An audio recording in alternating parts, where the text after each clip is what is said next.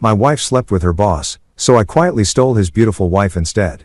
She's so amazing, I told him at the company's party while he stood there shaking with rage. The restaurant was one of those places where the lighting costs more than the food. Soft amber glows pooling on white tablecloths, candles flickering, and glass hurricanes that probably had their own insurance policies. My wife Elena had chosen it. She always chose places like this when she had something to hide. I remember thinking that as I watched her across the table, her fingers dancing around the stem of her wine glass, never quite lifting it to her lips. She was nervous. Beautiful. Yes, Elena had always been beautiful in that effortless way that made other women study her like a puzzle they couldn't solve. But tonight, she was nervous. And Elena was never nervous.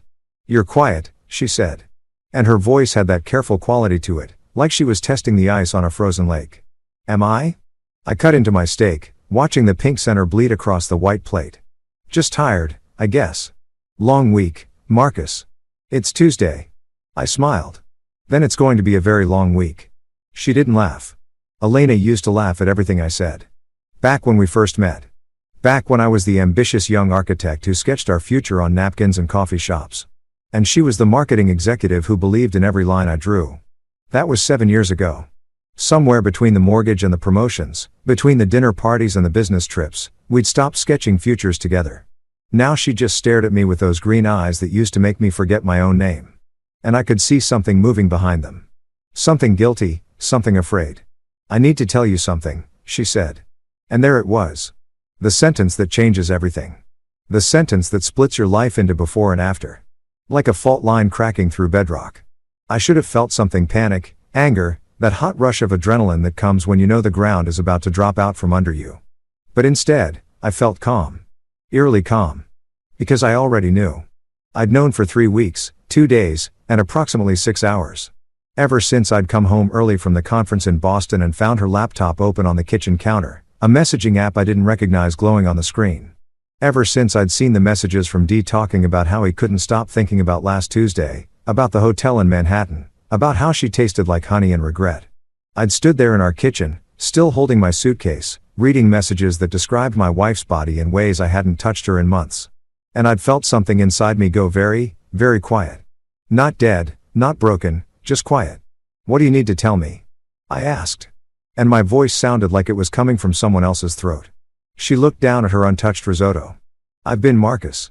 There's no easy way to say this, then say it the hard way." Her eyes snapped up to mine, and I saw surprise there. Elena was used to me being gentle, accommodating, the guy who smoothed over rough edges and kept the peace. She wasn't used to this version of me, the one who'd spent 3 weeks learning to be stone. "I've been seeing someone," she said, and the words came out in a rush, like she'd been holding her breath underwater. "From work. It's Daniel. Daniel Whitmore, my boss." There it was, the confession I'd been waiting for. Spoken into the expensive air of a restaurant where the waiters glided like ghosts and nobody made scenes. I took a sip of my wine, a Bordeaux that cost more than my first car, and let the silence stretch between us like taffy. "How long?" I asked. "Does it matter?" "Yes," she flinched. 4 months. 4 months. 120 days of coming home and kissing me hello with lips that had been on another man. 120 days of lying next to me in bed and probably thinking of him. 120 days of me being the fool who didn't see, didn't know, didn't suspect. Except I had suspected. I'd known deep down. The way you know when a building's foundation is cracked even before the walls start to show it. The late nights at the office, the new lingerie that never made appearances in our bedroom, the way she'd started going to the gym 5 times a week and coming home smelling like expensive soap I hadn't bought her. Daniel Whitmore, CEO of Whitmore Industries, the tech giant where Elena had worked her way up from junior marketing associate to VP of brand strategy. 45 years old, married to some socialite I'd seen in magazine spreads, owner of a penthouse in Tribeca and a house in the Hamptons. The kind of man who wore success like cologne. "Are you in love with him?" I asked. Elena's face did something complicated. "Marcus, simple question, Elena. Are you in love with him?" "I don't know," she whispered. "I don't know what I feel anymore. I just know that when I'm with him, I feel alive, like I matter, like I'm not just what, just a wife." The words hit like a slap, clean and sharp. I set down my fork with exaggerated care, watching the silver catch the candlelight around us. Other couples laughed and clinkied glasses, living in their before moments, not yet knowing their fault lines were forming. "What do you want, Elena?" She looked at me with something that might have been hope or might have been relief. I want a divorce. And there it was, the nuclear option delivered between the main course and dessert. I should have seen it coming. Hell, part of me had seen it coming, but hearing it spoken out loud was different. It made it real. It made it a thing that was happening, not just a thing I suspected. Okay, I said. Her eyes widened. Okay, that's it. Just okay. What do you want me to say, Elena? You've clearly made up your mind. You've been sleeping with your boss for 4 months. You want a divorce. What exactly am I supposed to do? Beg you to stay? Fight for a marriage you've already left. I thought she trailed off, and I realized she'd expected me to crumble, to cry, to make a scene, to give her the dramatic confrontation that would justify everything, that would make me the bad guy in whatever story she'd been telling herself. But I'd learned something in those 3 weeks of silent knowing. I'd learned that sometimes the most powerful thing you can do is refuse to perform the role someone's written for you. I'll have my lawyer contact yours, I said, signaling for the check. We can work out the details civilly. No need to make this uglier than it already is. Marcus, I don't. I held up a hand. Please don't. You've said what you needed to say. Let's leave it at that.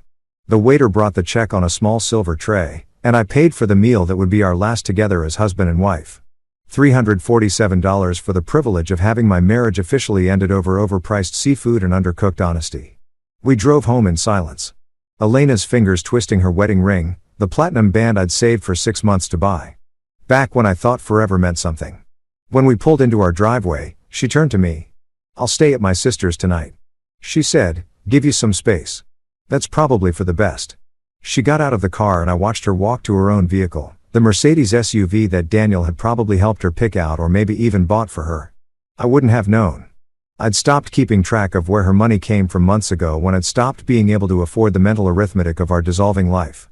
Inside the house, our house, soon to be my former house, I poured myself a scotch and sat in the leather chair by the window.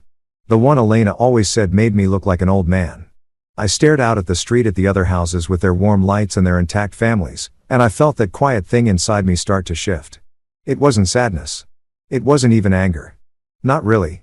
It was something colder, something more deliberate. I pulled out my phone and opened the private folder where I'd been collecting information for the past 3 weeks. Screenshots of messages, credit card statements showing hotel charges, calendar entries that didn't match her supposed work schedule, a photograph I'd taken of her car parked outside a boutique hotel in Soho. At 2 o'clock in the afternoon on a day she told me she was in meetings until 6 o'clock. I'd been gathering evidence like a man preparing for war, even though I hadn't known what kind of war I was planning to fight. But now, sitting in the quiet of a house that would soon be divided and sold, I began to understand. This wasn't about winning Elena back. That ship had sailed the moment she'd slid into Daniel Whitmore's bed.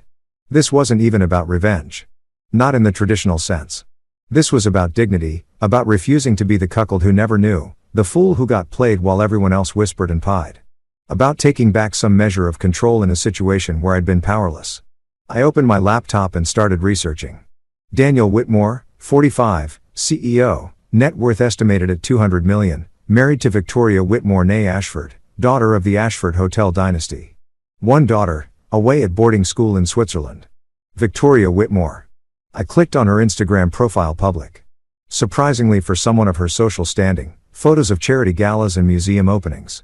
Photos of her at art galleries and wine tastings. Photos that grew less frequent over the past year. I noticed photos where her smile never quite reached her eyes. She was beautiful in a different way than Elena. Where Elena was all sharp angles and calculated glamour, Victoria had a softer quality. Dark hair that fell in waves past her shoulders, eyes the color of expensive chocolate, a smile that looked like it had forgotten how to be real. In her most recent photo posted 3 weeks ago, she stood alone on a beach somewhere, her hair whipping in the wind, staring out at the ocean with an expression I recognized. It was the look of someone who'd learned to be lonely in a crowded room. I stared at that photo for a long time, and something clicked into place. A plan so audacious, so perfectly balanced between justice and cruelty that I almost laughed. If Daniel Whitmore wanted to take my wife to dismantle my marriage while building his empire and maintaining his perfect public image, then I would return the favor. Not with anger, not with violence, but with something far more elegant. I would take his wife, not seduce her, nothing so crude or predictable. No, I would do something far more dangerous. I would actually see her, know her, understand her in ways her husband clearly didn't. I would offer her what Daniel had offered Elena. The feeling of mattering, of being alive, of being more than just a wife. And when it was done, when the fallout came, I would make sure Daniel Whitmore understood exactly what it felt like to be replaced. I closed my laptop and finished my scotch, feeling something like purpose settle into my bones. Outside, snow had started to fall. The first snow of the season, covering everything in white, clean, fresh, like the world resetting itself. Tomorrow, I would start my research. I would learn everything about Victoria Whitmore, her patterns, her interests, her weaknesses. I would find a way into her orbit that seemed natural, coincidental. I would be patient, meticulous. I would build this carefully, brick by brick, the way I built buildings with intention and precision. But tonight, I sat in the quiet of my ending marriage and let myself feel the cold clarity of someone who'd found their purpose. The snow fell heavier, muffling the sounds of the city, and in that silence, I began to plan my resurrection. The law offices of Morrison and Price occupied the 34th floor of a building I'd helped design 5 years ago. There was a certain poetry in that, conducting the dissolution of my marriage in a structure I'd created, watching my life be divided into assets and liabilities beneath ceilings I'd sketched in rooms where light fell through windows I'd positioned for maximum impact. Jeremy Morrison had been my lawyer since I'd started my firm. He was the kind of attorney who wore expensive suits but kept his sleeves rolled up, who billed by the hour but never made you feel like you were watching the meter run. When I called him the morning after Elena's confession, he'd cleared his schedule immediately. "Marcus," he said now, sliding a folder across his mahogany desk. "I've drawn up a preliminary assessment based on what you've told me. It's not pretty." I opened the folder. Numbers swam across the page. The house, our savings accounts, Elena's stock options, my retirement fund, the vacation property in Vermont we'd bought 3 years ago and visited exactly twice. 7 years of accumulated life reduced to spreadsheets and estimated values. New York is an equitable distribution state, Jeremy continued, steepling his fingers. Which means the court divides marital property fairly, not necessarily equally, given that Elena's income has exceeded yours for the past 2 years, and there's no prenup. I could walk away with less than half potentially, though the affair could work in your favor, depending on how vindictive you want to be. He paused. How vindictive do you want to be? I thought about that. The old Marcus, the one who'd existed 4 weeks ago, would have said he wanted to be fair, civilized, mature about the whole thing.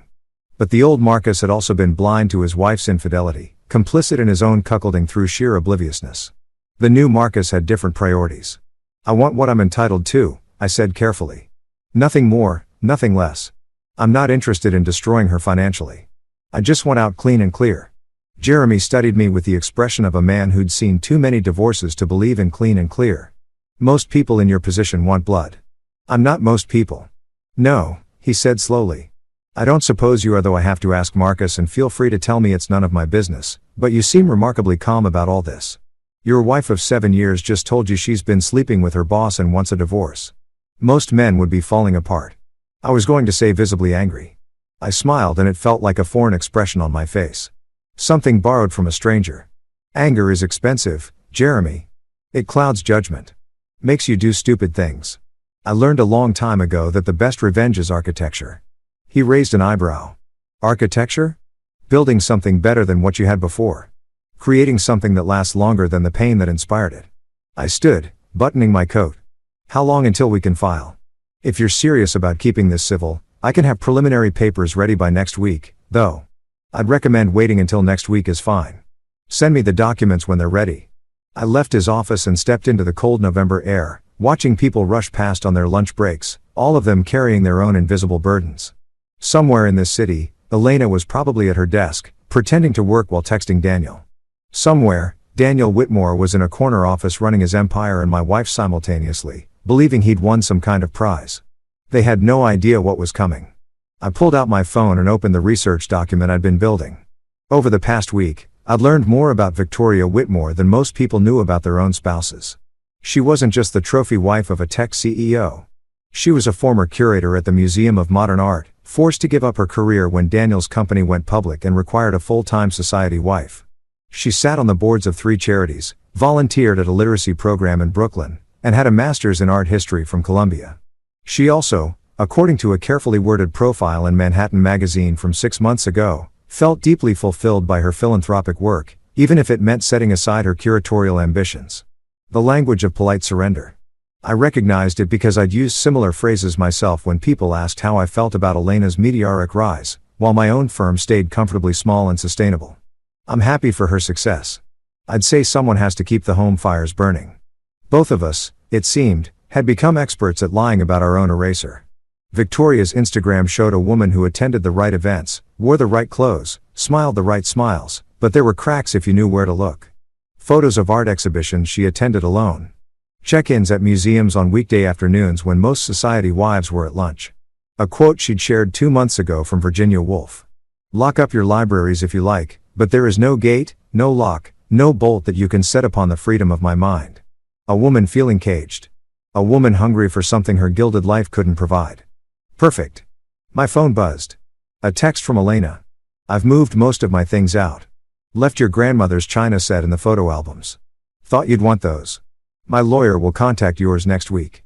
No apology, no second thoughts, just logistics and the division of memory.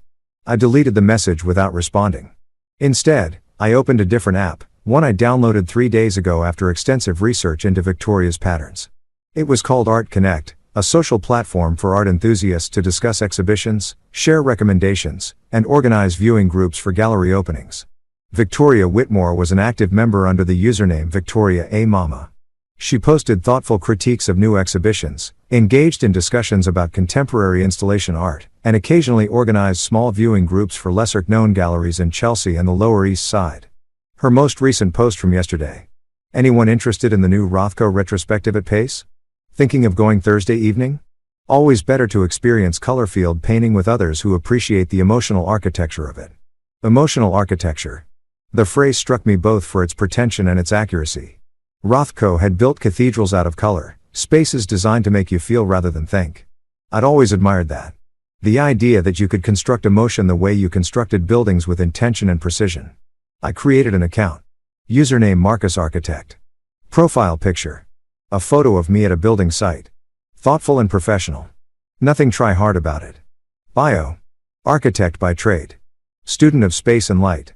Believer in the emotional geometry of well-designed environments. Then I commented on her post. Rothko understood that architecture isn't just about physical space.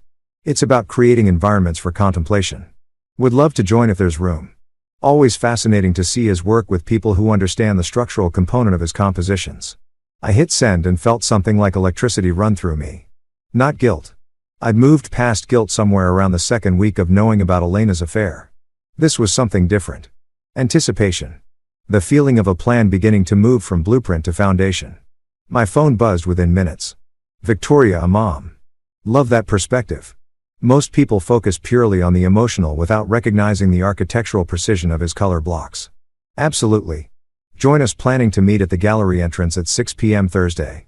Fair warning, I tend to spend at least an hour in front of each major piece. Patience required. I smiled. Marcus, Architect. Patience is the foundation of appreciation. See you Thursday. 3 days.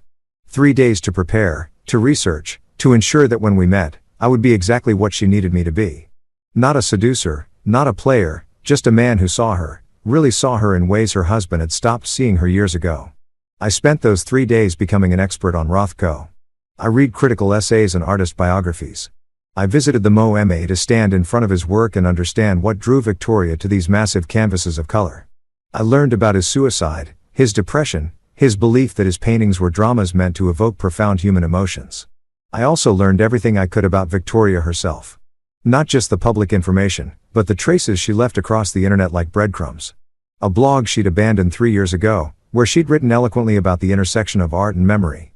A YouTube channel with only 2 videos, both from 4 years ago, where she'd given tours of MoMA exhibitions with the kind of passion that made you understand why she'd chosen this career. In one video, she stood in front of a Pollock drip painting, and her whole face transformed. People think this is chaos, she said, gesturing at the canvas.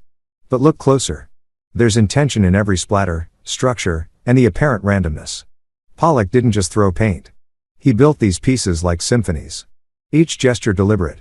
It's not chaos. It's controlled passion. I watched that video 5 times. Studying not the art, but her. The way her hands moved when she talked, like she was conducting music only she could hear.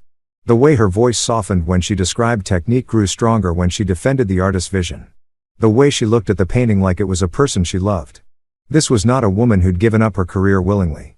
This was a woman who'd been convinced to trade her passion for security, her voice for a social position. And now she was spending her days at charity luncheons and her nights at her husband's business dinners, slowly disappearing behind the role of Mrs. Daniel Whitmore. I understood that disappearance. I'd been vanishing myself for years, becoming smaller and quieter as Elena's star rose. The understanding husband, the supportive partner, the man who didn't mind that his wife was her boss because, hey, at least someone found her exciting. Thursday arrived cold and clear. I dressed carefully, dark jeans, a cashmere sweater, a wool coat that looked expensive without being ostentatious. The goal was to appear successful but not showy, cultured but not pretentious. I wanted to look like someone who belonged in her world without trying too hard to impress. The Pace Gallery stood in Chelsea, all glass and white walls, the kind of space designed to make art the only thing that mattered. I arrived 15 minutes early and bought the exhibition catalog, studying it in the lobby like I was preparing for an exam. At 5:58 p.m., she walked in. Victoria Whitmore was more striking in person than in photographs. She wore a charcoal dress that probably cost more than my monthly mortgage, paired with a burgundy coat and simple jewelry. But it was her face that caught me, intelligent eyes, a mouth that looked like it was used to holding back opinions, and something in her posture that suggested both confidence and careful constraint. She was alone. I watched her scan the small group gathered near the entrance. 4 other people all looking at their phones. When her eyes landed on me, there was a flicker of assessment, quick and thorough. Then she smiled, and I understood why Daniel had married her. It wasn't just beauty. It was the way that smile made you feel like you'd earned something valuable. "Marcus," she said, approaching with her hand extended. "I'm Victoria. I recognize you from your profile picture." Her handshake was firm, professional. Up close, I could see fine lines at the corners of her eyes. The kind that came from years of smiling at things that didn't make you happy. "Thank you for organizing this," I said. "I've been wanting to see this exhibition properly. Went through it quickly last month, but it deserves more attention." "You've been before." Something in her voice sharpened with interest. "What did you think?" "Overwhelming in the best way, like standing inside emotion rather than looking at it, but I felt like I was rushing, trying to see everything at once. Sometimes you need to sit with discomfort to really understand it." She studied me for a moment, and I saw the exact instant she decided I wasn't just another dilettante. That's exactly it. Most people want art to be comfortable, to give them easy answers. But Rothko's work requires you to surrender to the uncertainty. The other members of her group approached 2 women in their 50s who looked like they collected art for investment purposes, and a young man who immediately started talking about color theory in a way that suggested he'd just discovered it. Victoria listened politely, but I could see her attention fragmenting. We moved into the exhibition space as a group, but within 20 minutes, the natural separation occurred. The investors moved quickly through the rooms, checking off paintings like items on a shopping list. The young man got absorbed in taking photos for Instagram, and Victoria and I found ourselves standing in front of a massive canvas of deep reds and blacks alone in a room designed for solitude. "No, 1960, she said softly. "One of his last major works before his death. You can feel it the way the darkness is consuming the red. He knew he was drowning. Or maybe he was learning to breathe underwater." I said, "Sometimes what looks like drowning is just a different way of existing." She turned to look at me. "Really, look at me." And I felt the weight of her attention. "That's an optimistic reading." "Is it?" I think Rothko knew exactly what he was doing. He was building spaces for people to bring their own meaning. If we see drowning, maybe that says more about us than about him. A small smile played at her lips. "You sound like you've spent time thinking about this." "I spent a lot of time thinking about how space affects emotion. Occupational hazard of being an architect." "What kind of architecture?" "Residential, mostly custom homes, some commercial projects. I like the intimate scale, designing spaces where people actually live, not just work or visit. There's something about creating the container for someone's daily life that feels significant." We moved through the exhibition slowly, and I noticed how she positioned herself in front of each painting, not straight on, but slightly to the side, as if approaching the art from an angle. When I asked about it, she laughed. "Old curator habit. You see different things when you shift your perspective. The way light hits the canvas changes. Colors reveal undertones. Most people plant themselves dead center and think they're seeing everything, but they're only getting one version of the truth. And you prefer multiple versions. I prefer acknowledging that there are multiple versions. Truth is positional. It changes depending on where you're standing." We were alone in the final room, a space dominated by a massive canvas of deep burgundy and black. The silence felt deliberate, constructed. I could hear her breathing, slow and measured. "Can I ask you something?" She said, still looking at the painting. Why did you really want to come today? The question surprised me with its directness. I'd expected small talk, gradual building of rapport, but Victoria Whitmore, it seemed, wasn't interested in the usual social choreography. Honestly, I said, I'm going through a divorce. My wife told me 2 weeks ago that she's been having an affair with her boss, and I realized that I'd been living in a very small space for a very long time, metaphorically speaking. I needed to remember what it felt like to experience something larger than my own anger. I watched her face carefully. The confession was calculated, vulnerable enough to be human, specific enough to be believable, and designed to create a sense of intimacy through shared pain. What I didn't expect was the way her expression shifted not to pity, but to recognition. I'm sorry, she said. I'm sorry you're going through that. Thank you, though. I'm finding that sometimes things have to fall apart before you realize they were barely holding together in the first place. She nodded slowly and I saw her hand move unconsciously to her wedding ring. Twisting it the way Elena used to twist hers, a gesture of discomfort, of doubt. My husband is having an affair, too, she said quietly. And the words fell into the space between us like stones into still water. I don't have proof, but I know. You always know, don't you? Even when you pretend you don't. And there it was. The crack in the perfect facade. The truth she'd been carrying alone, probably for months, with no one to tell because admitting it would mean admitting that her carefully constructed life was a performance. I turned to face her fully. Yes, I said. You always know. We stood there in the silence of Rothko's final room. Two people who'd been betrayed. Two people who understood what it meant to be erased by someone else's desire. Around us, the deep red walls seemed to pulse with a heartbeat that wasn't our own. Would you like to get coffee? I asked. I feel like we've both earned something stronger than gallery wine. She smiled, a real smile this time. One that reached her eyes. Yes, God. Yes. I know a place nearby that stays open late. They have excellent bourbon. As we left the gallery together, stepping out into the cold November evening, I felt the foundation of my plan settling into place. Not through seduction, not through manipulation, but through something far more dangerous. Genuine connection. Victoria Whitmore was lonely. She was brilliant. She was trapped in a marriage to a man who was at this very moment probably in bed with my wife. And I was going to show her exactly what it felt like to be seen again. The bar Victoria chose was the kind of place you'd walk past 100 times without noticing a narrow door between a vintage bookshop and a closed dry cleaner. No sign, just a brass number plate that read 237. Inside, it opened into a space that felt like a secret. Exposed brick walls lined with leather-bound books, Edison bulbs casting warm pools of light, and a bar made from reclaimed wood that looked like it had stories embedded in every grain. I come here when I need to think, Victoria said, leading me to a corner booth half hidden behind a bookshelf. Daniel doesn't know about it. It's not the kind of place he'd appreciate. The way she said his name, Daniel, not my husband, told me everything I needed to know about the distance between them. A waitress appeared, young and efficient, with the kind of face that suggested she was between graduate programs and using this job to fund her real passion. Victoria ordered a bourbon. Neat. I did the same. So, Victoria said once the waitress had disappeared. Tell me about your wife. The directness was becoming familiar. Victoria Whitmore. I was learning. Didn't waste time on pleasantries when real conversation was available. It was refreshing and dangerous in equal measure. What do you want to know? Why did you marry her? I thought about that, not about what would sound good, but about the actual truth. Because I had the sense that Victoria could smell a lie from across the room. And more importantly, I was tired of lying because she made me feel like I was building something that mattered. I said Elena was as brilliant, ambitious. She had this way of seeing potential in everything, including me.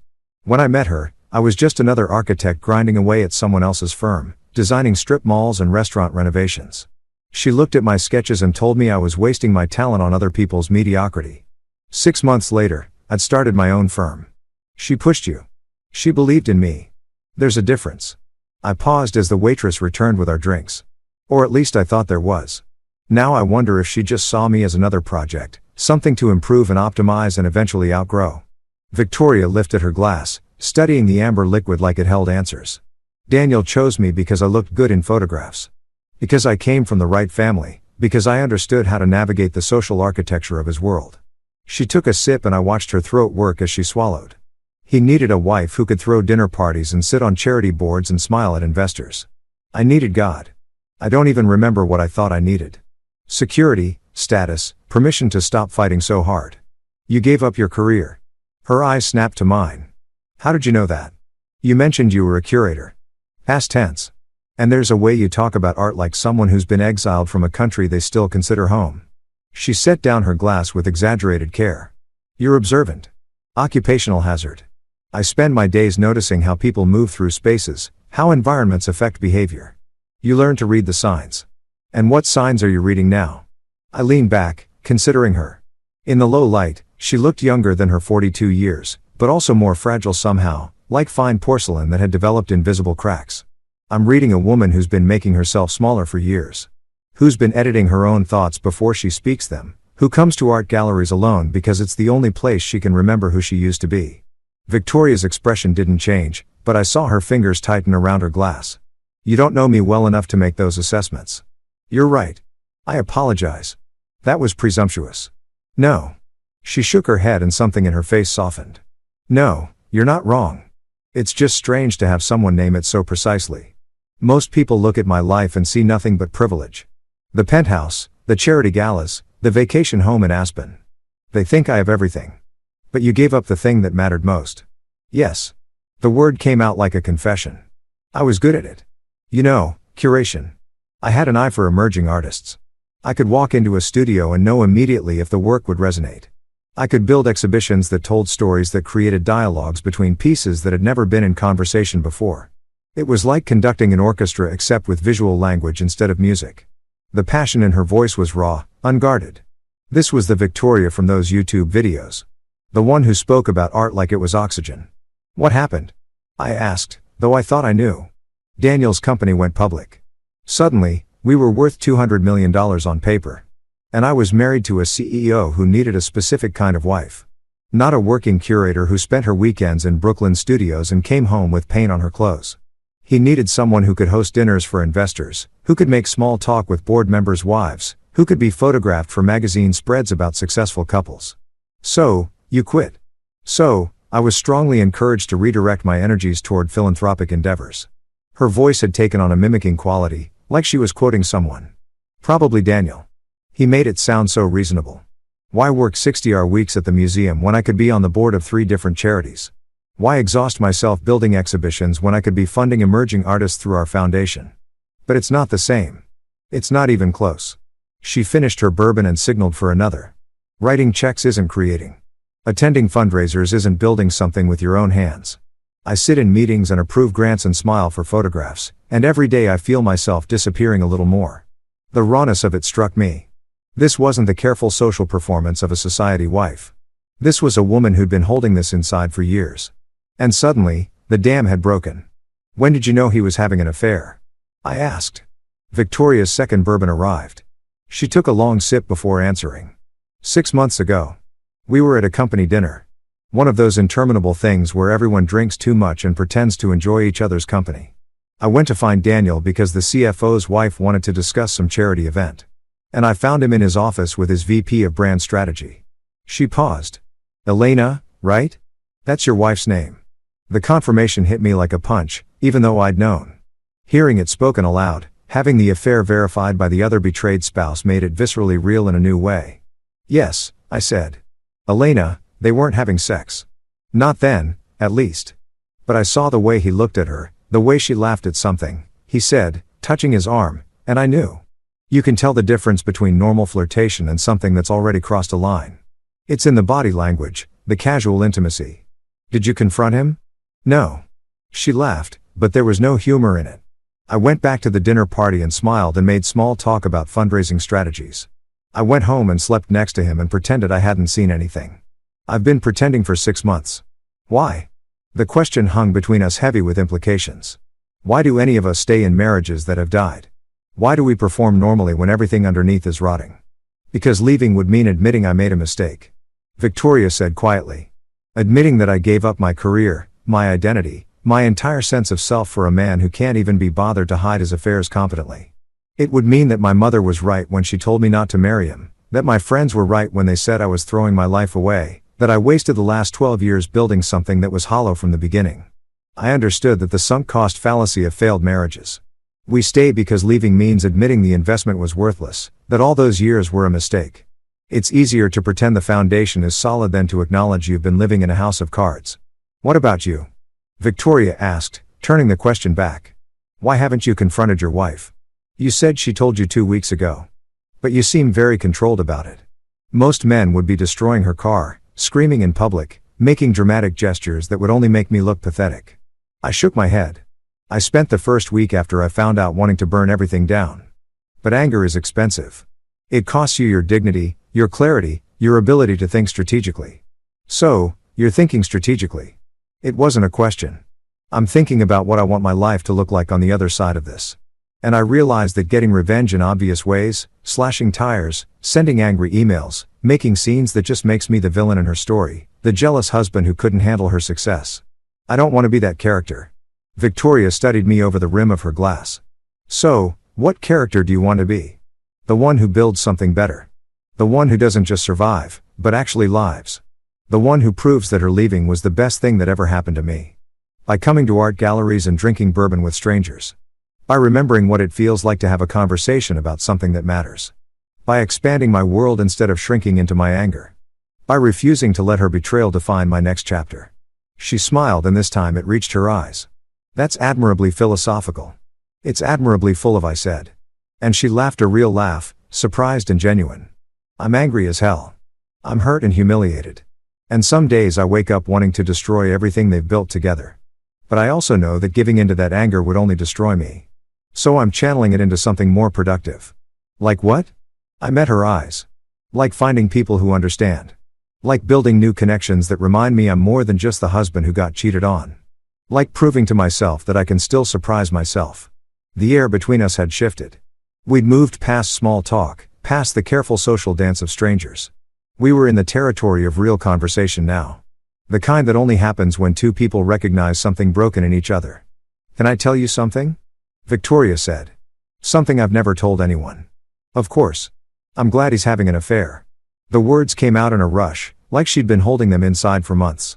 I know that makes me sound terrible, but I'm glad because it gives me permission to stop pretending. It gives me an exit that doesn't make me the bad guy. I can leave now and everyone will understand. The poor wife whose husband cheated. No one has to know that I was already gone long before he ever touched another woman. The confession was so honest, so raw that I felt something shift in my chest. This wasn't the society wife or the curator or the charity board member. This was just Victoria, a woman who'd been suffocating in a beautiful cage and had finally found the door. That doesn't make you terrible, I said. It makes you human, does it? Sometimes I think I'm a coward. That I should have left years ago when I first realized I was disappearing. But I stayed because it was easier. Because his money meant I didn't have to struggle. Because being Mrs. Daniel Whitmore opened doors that being Victoria Ashford never could. And now those doors lead to rooms I don't want to be in anymore. We sat in silence for a moment, and I felt the weight of what we were building here. Not a flirtation, not a rebound, but something more dangerous. A genuine understanding between two people who'd been betrayed in exactly the same way by exactly the same people. I should probably go, Victoria said. But she didn't move. Daniel will wonder where I am. Will he? No, probably not. He's likely working late or pretending to work late while he's actually with Elena. The name sat between us like a third person at the table. My wife and her husband somewhere in this city building their affair while we sat here drinking bourbon and sharing confessions. Can I ask you something potentially inappropriate? I said. Victoria raised an eyebrow. We're past the point of appropriate, I think. Do you want to stop him? The affair. Duh. She considered the question seriously. No. I want to be free of him, but I also want him to understand what he's losing. Does that make sense? Perfect sense. What about you? Do you want Elena back? God, no. The certainty in my voice surprised even me. I want her to live with the consequences of her choices. I want her to build a life with Daniel and slowly realize that she traded substance for flash. I want her to wake up one day and understand that she destroyed something real for something that only looks good in photographs. Victoria smiled. And there was something fierce in it.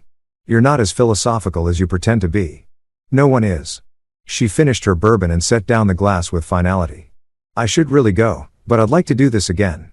If you're interested, I'm very interested. There's a gallery opening next Friday.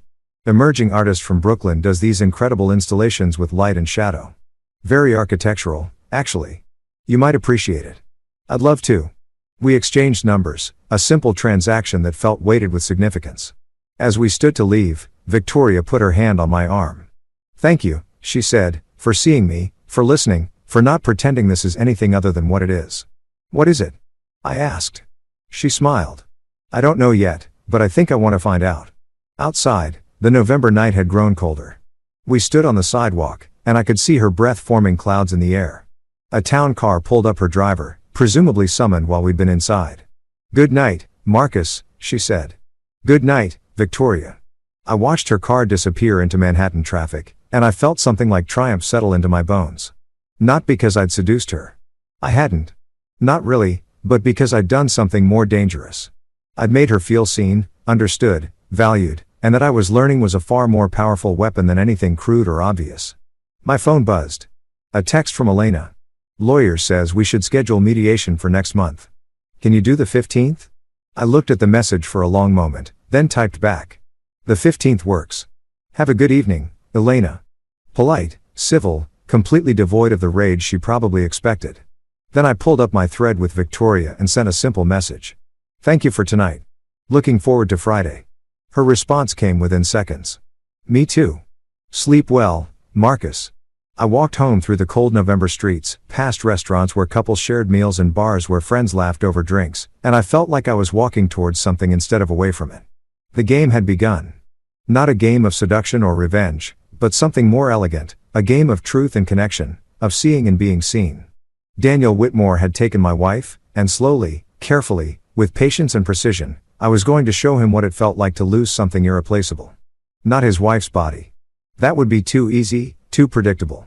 Her soul, her attention, her belief that she mattered. I was going to give Victoria Whitmore back to herself, and in doing so, I was going to take everything from him. The week between Bourbon Confessions and the gallery opening passed in a strange state of suspension.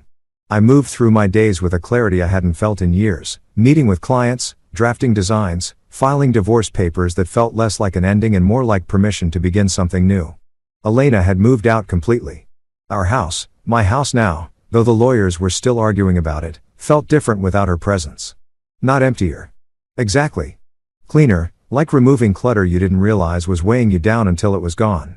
She'd taken her expensive coffee maker and her designer clothes, her collection of marketing books, and her framed magazine covers. She'd left the art we'd bought together, pieces I'd chosen that she'd never really liked, and the furniture for my grandmother. The division felt appropriate. She got the symbols of her success. I got the things with actual history. I spent the evenings researching. Not Victoria this time, but the artist whose opening we'd be attending. Sophia Chen, 32, MFA from Yale, known for installation pieces that played with light and architectural space. Her work had been described as hauntingly intimate and aggressively beautiful. The kind of contradictory praise that meant she was doing something interesting. I also researched Daniel Whitmore more thoroughly. Not just the public information, the Forbes profiles, and the TechCrunch articles, but the cracks in his perfect facade. A lawsuit from 3 years ago, settled quietly involving allegations of hostile work environment. An interview where he'd said his wife understood the sacrifices necessary for success. A photograph from a charity gala where Victoria stood 2 feet away from him, smiling at the camera while looking completely alone. The more I learned, the more I understood that Daniel Whitmore was a man who collected things, companies, status symbols, people. Elena was just his latest acquisition, younger, ambitious, hungry for the power he could provide. And Victoria had been the first acquisition, chosen for her pedigree and her ability to play the role he needed. Both women reduced to their utility. Both of us, their spouses, reduced to obstacles or footnotes. On Friday evening, I dressed with the same care I'd taken the previous week. Charcoal slacks, a navy sweater, a coat that looked expensive without screaming it. I studied myself in the mirror and saw a man who'd lost 20 pounds in the past month without trying, whose eyes had developed a sharpness they'd lacked before. Grief had carved something leaner out of me, something harder. The gallery was in Bushwick, occupying a converted warehouse that still had the bones of its industrial past. Inside, white walls soared 20 feet high, and Sophia Chen's installations filled the space with geometric patterns of light and shadow. Projectors cast moving images onto translucent screens suspended from the ceiling, creating layers of illumination that shifted as you walked through them. It was beautiful. It was also deeply unsettling the way the light never stayed still, the way you could never be certain what you were seeing was real or reflected. Victoria was already there when I arrived. She stood in front of a piece called Memory Palace, A maze of gauze screens onto which were projected images of empty rooms, doorways that led nowhere, windows that showed only more windows. She wore black, a simple dress that probably cost more than my car, but elegant in its restraint. Her hair was pulled back, exposing the line of her neck, and she'd foregone her wedding ring. I noticed that immediately, the absence of gold on her left hand. "Marcus," she said, turning as I approached. Her smile was genuine, reaching her eyes in a way that suggested she'd been looking forward to this. "You made it. I wouldn't miss it. This is extraordinary, isn't it?" She gestured at the installation. "Sophia's exploring the architecture of memory, how we build internal spaces to house our past, and how those spaces are never stable, always shifting, always being rewritten." We walked through the maze of screens together and I noticed how the other gallery goers gave Victoria space. Not because they didn't recognize her, several did. I saw the double takes, but because she projected an aura that suggested she was here for the art, not for networking. "How was your week?" she asked as we emerged from Memory Palace into a room where light fractured through suspended prisms, creating rainbow patterns on the floor. "Productive. Signed my divorce papers. Met with 3 new clients. Started designing a house for a couple in Connecticut who actually seemed to like each other." She laughed. "Setting the bar high, I see.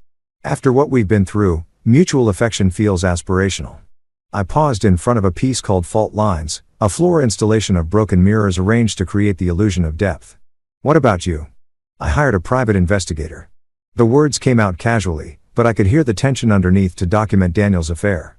"I thought if I'm going to do this actually leave, I should have evidence. Even though New York is no fault, it helps in the court of public opinion." And then it turns out he's been having multiple affairs, not just with Elena. There's also a junior associate at his firm, a consultant he hired 6 months ago, and apparently a recurring thing with someone he met at a conference in Singapore. She said it calmly, but I could see her jaw tighten. 12 years of marriage, and I was naive enough to think it was just one woman. I felt something cold settle in my stomach. Not surprised men like Daniel rarely stopped at one affair, but anger on Victoria's behalf. And something else, a recalculation. Elena wasn't special to him. She was just another acquisition. Another young, ambitious woman who thought she was different, who believed she'd won some kind of prize by catching the CEO's attention.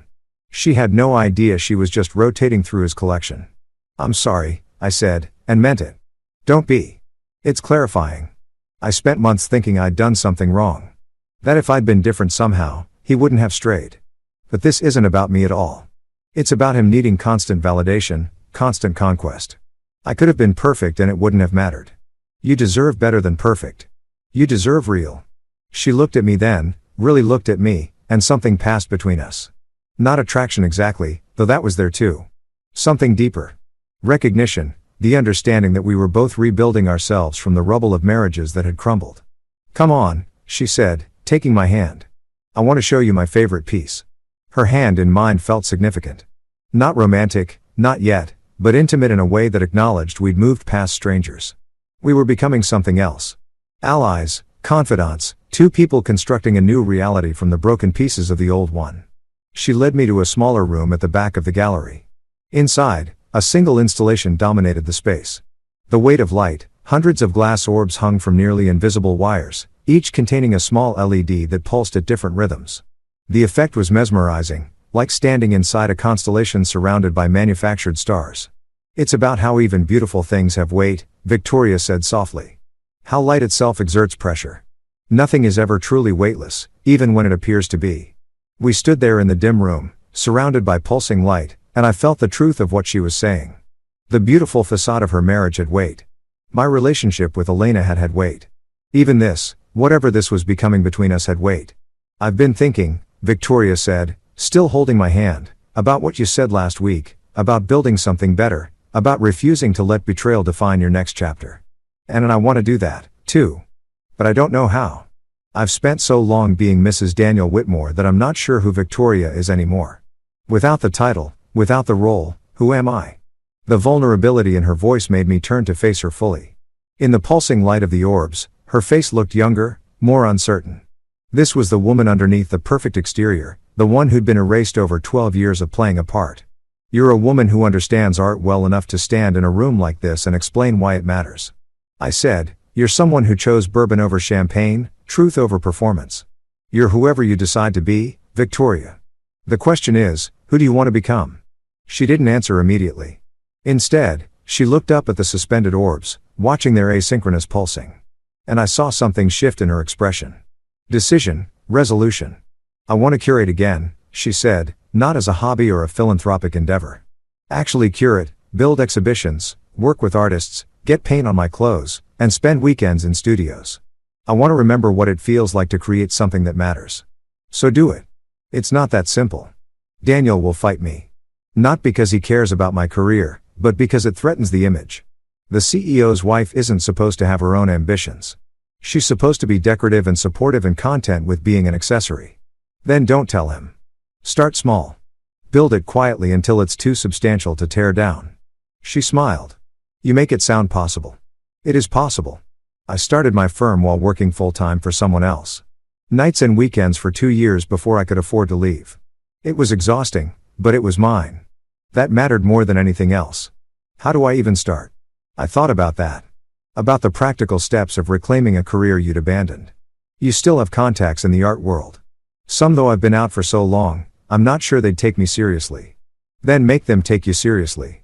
Find an emerging artist who needs an advocate. Someone whose work you believe in but who doesn't have gallery representation. Curate a small show independently. Rent a space. Build the exhibition yourself. Prove you can still do this. Her eyes lit up. Like a pop-up exhibition. Exactly. Low overhead, high impact. If it works, you've got momentum. If it doesn't, you've learned something and you try again. Either way, you're moving forward instead of staying frozen. You've thought about this. I've thought about a lot of things lately, mostly about how to build a life that's actually mine, not some compromised version that makes other people comfortable. Victoria squeezed my hand. Thank you for this, for seeing possibilities instead of just obstacles. That's what architects do. We look at empty space and imagine what could be built there. We stood there for a moment longer, surrounded by pulsing light, and I felt the weight she'd mentioned. This connection we were building had gravity. It was pulling us towards something that couldn't be easily categorized or controlled. Victoria, we both turned. A man approached 50's expensive suit. The kind of confident stride that suggested he owned things. He smiled at Victoria with the familiarity of old acquaintance. Richard Caldwell, Victoria said, and I heard her voice shift into her society wife register. Warmer but less genuine. I didn't know you were interested in installation art. I'm interested in investments, he said, glancing around the room. Sophia Chen's work is generating buzz. Thought I'd see what the fuss was about. His eyes moved to me. Richard Caldwell. I run an art advisory firm. Marcus Bennett, architect. We shook hands and I could feel him evaluating me, trying to place me in Victoria's social ecosystem. Friend, lover, business associate. Marcus has been educating me on the architectural elements of Sophia's work, Victoria said smoothly. The way she uses space and light to create emotional geometry. Fascinating. Richard's tone suggested it was anything but. Victoria, I've been meaning to reach out. I heard a rumor you might be getting back into curation.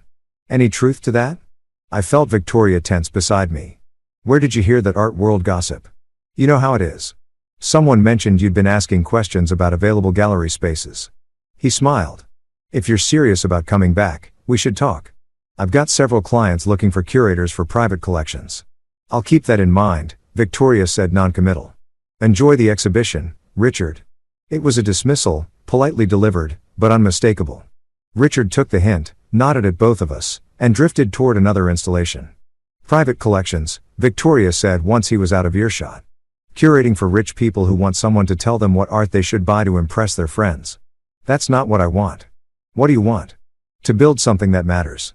To work with artists who are creating because they have to, not because it's profitable. To curate exhibitions that change how people see the world, even if it's just for an hour. She turned to me. Is that naive? Am I too old to still believe in that kind of idealism? You're asking the wrong person. I'm the architect who turned down a partnership at a major firm because they wanted me to design identical luxury condos for the rest of my career. Idealism might be naive, but pragmatism is soul-crushing. She laughed, and the sound echoed in the small room. We're a pair, aren't we? Two middle-aged idealists trying to remember who we were before we started compromising.